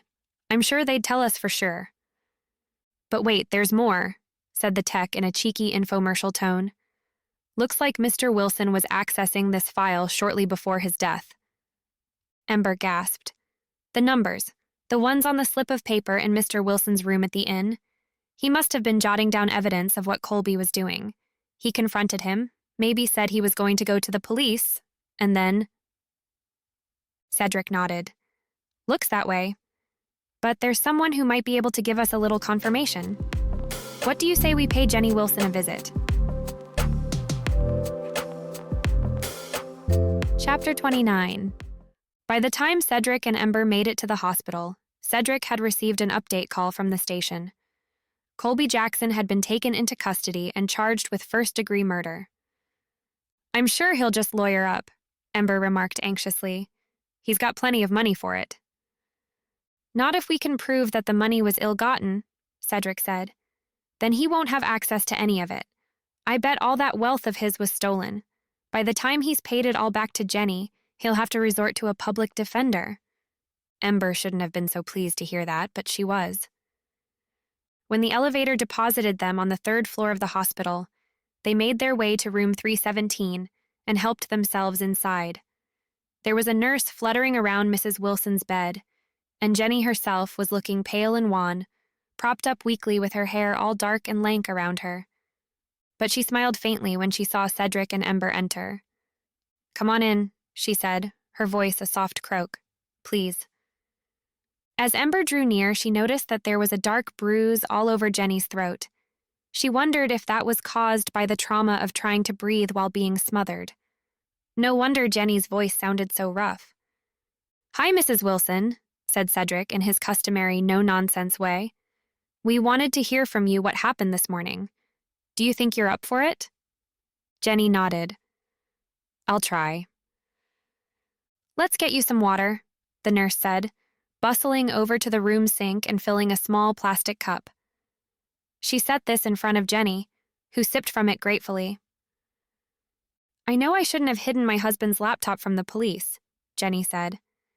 "At first, it just genuinely did not occur to me. I had no idea that it might have anything of interest, anything that could explain what happened to him. Not until last night." "What happened last night?" Ember asked. "I couldn't sleep. I woke up too early, around 3 or 4, and then suddenly I remembered the laptop and the fact that Colby had started asking me about it. So I dug it out, and it didn't take me long to find the files Jeff had last been looking at before he was killed. They were accounts records, all kinds of them, going back a couple years. Do you know why your husband was looking at those kinds of files? Cedric asked. That's the thing. Usually, Colby handled that side of things. Jeff was more the hands-on guy. So I started looking closer, and I could see all these financial troubles we'd been having. I saw them happening right on the page. We were hemorrhaging money, and it wasn't clear why. But Colby was the only one who would have been able to do that kind of thing without anyone above him noticing. Is that when you called me? Ember prompted. Jenny nodded delicately and took another sip of water. I knew you'd been looking into the case. I thought this probably meant that Jeff had confronted Colby, that there had been some sort of struggle, or just that Colby had panicked and sprung an attack on Jeff once he knew Jeff had figured it out. Ember shuddered, remembering the dream she'd had.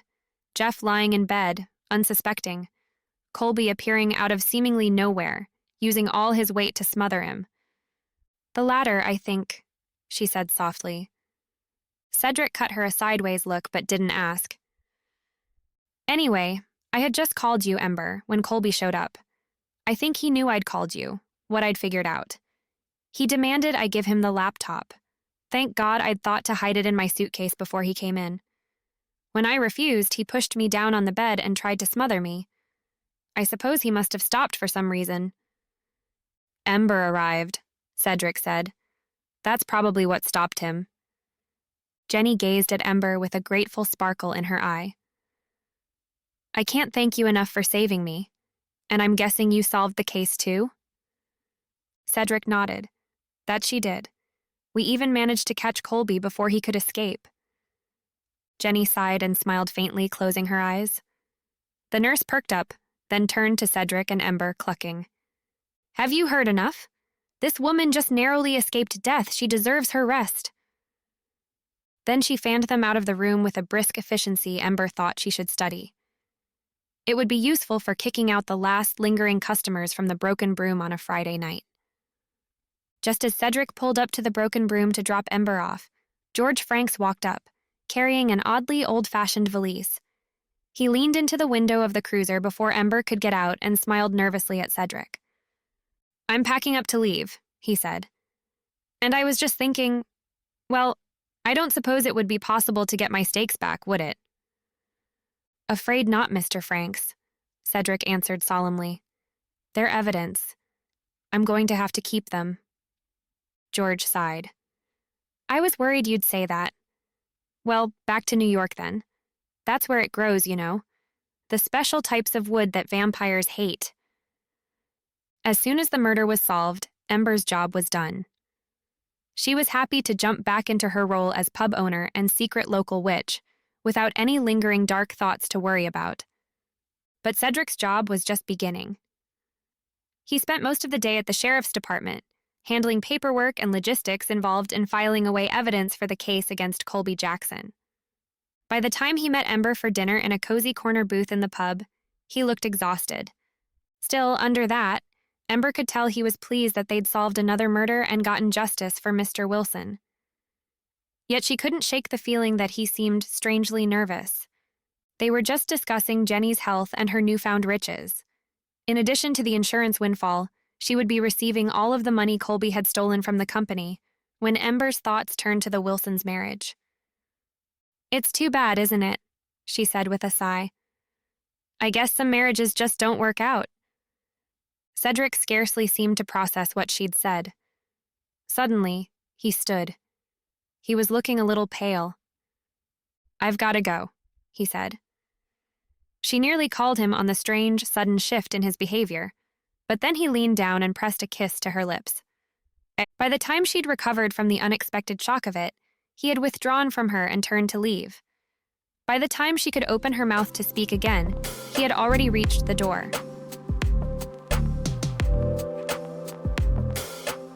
Chapter 30. A great, glitter-spangled banner twinkled festively above the front door of the Fairy Tales Inn, reading, Grand Reopening Tonight.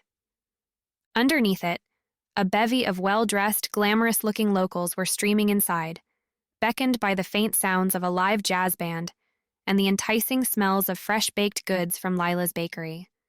Lila had been baking double all day just to prepare her order for Luka's big reopening bash.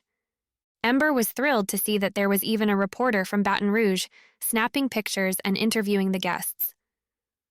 Oh, of course we all knew that Luka wasn't to blame. One snappily dressed older man was saying eagerly to the reporter, "We just love Fairy Tales Inn. It's a local institution. And Luka is just one of many examples of the wonderful, kind, perfectly normal people who helped to make Cockamar the special little best-kept secret in Louisiana." Ember wrinkled her nose in distaste. She thought she recognized this very same press schmoozer as one of the people who had harassed Luka when he thought she might have been responsible for Jeffrey Wilson's murder. Cedric patted Ember's hand soothingly. Her arm was threaded through his, and just feeling the solidity of his arm under her fingers helped make her feel grounded. Events like this, so bustling with energy, life, and egos, could sometimes make Ember's magic feel a little overwhelmed. "At least it's all over now," he reminded her in a low voice. "Look at this. Luka's business is going to do just fine." "No, you're right," Ember said. As a matter of fact, she knew exactly what would happen. The same people who had avoided the inn like the plague were probably going to make even more of an effort to patronize it now, out of a righteous sense of guilt. That same thing had happened to the Broken Broom when Ember was briefly suspected of murder. But that was a different story entirely. Cedric and Ember made their way into the inn. Luka's employees were all dressed like fancy caterers, carrying Lila's fresh, delicious pastries on trays and offering them to anyone who wanted any. There were also a few trays of champagne going around. Ember plucked up a generously powdered beignet. "Don't fill up," Cedric said. "I've made us dinner plans." "We'll have to split it then," Ember teased. She knew that, although he tried it, Cedric had a tendency to get weak-kneed over Lila's beignets. He feigned a neutral expression when she handed him his half, but she didn't miss the enthusiasm with which he took his first, almost ferocious bite. "Oh, Ember!" It was Luka, beaming happily as she pushed her way through the crowd. On reaching Ember, Luka didn't hesitate, but threw her arms eagerly around her friend and held her close. "It's like a dream. It's better than ever. We're booked up for the next 3 weeks. And dinner reservations, too. And the reporter from Baton Rouge, he's—" "We know," Ember said, smiling. "We saw him." "It's all because of you," Luka insisted. "You were such a huge help. Both of you, I mean." She looked fleetingly at Cedric, then turned to Ember again. "I owe you majorly. How can I ever repay you?" "Oh, you don't have to," Ember began, but Luka cut her off with enthusiasm. "I know, you can sleep here for free whenever you want." Ember giggled. "I thought you were all booked up." "I'll bump anyone for you, even the mayor, the governor. You can have any room you like. And you can bring company too if you want." At this last line, she waggled her eyebrows and sneaked a look over at Cedric. Ember blushed deeply and cleared her throat. Luckily, she thought Cedric had missed it, too busy savoring the last bite of his beignet. "Thanks, Luka. I'll think about it."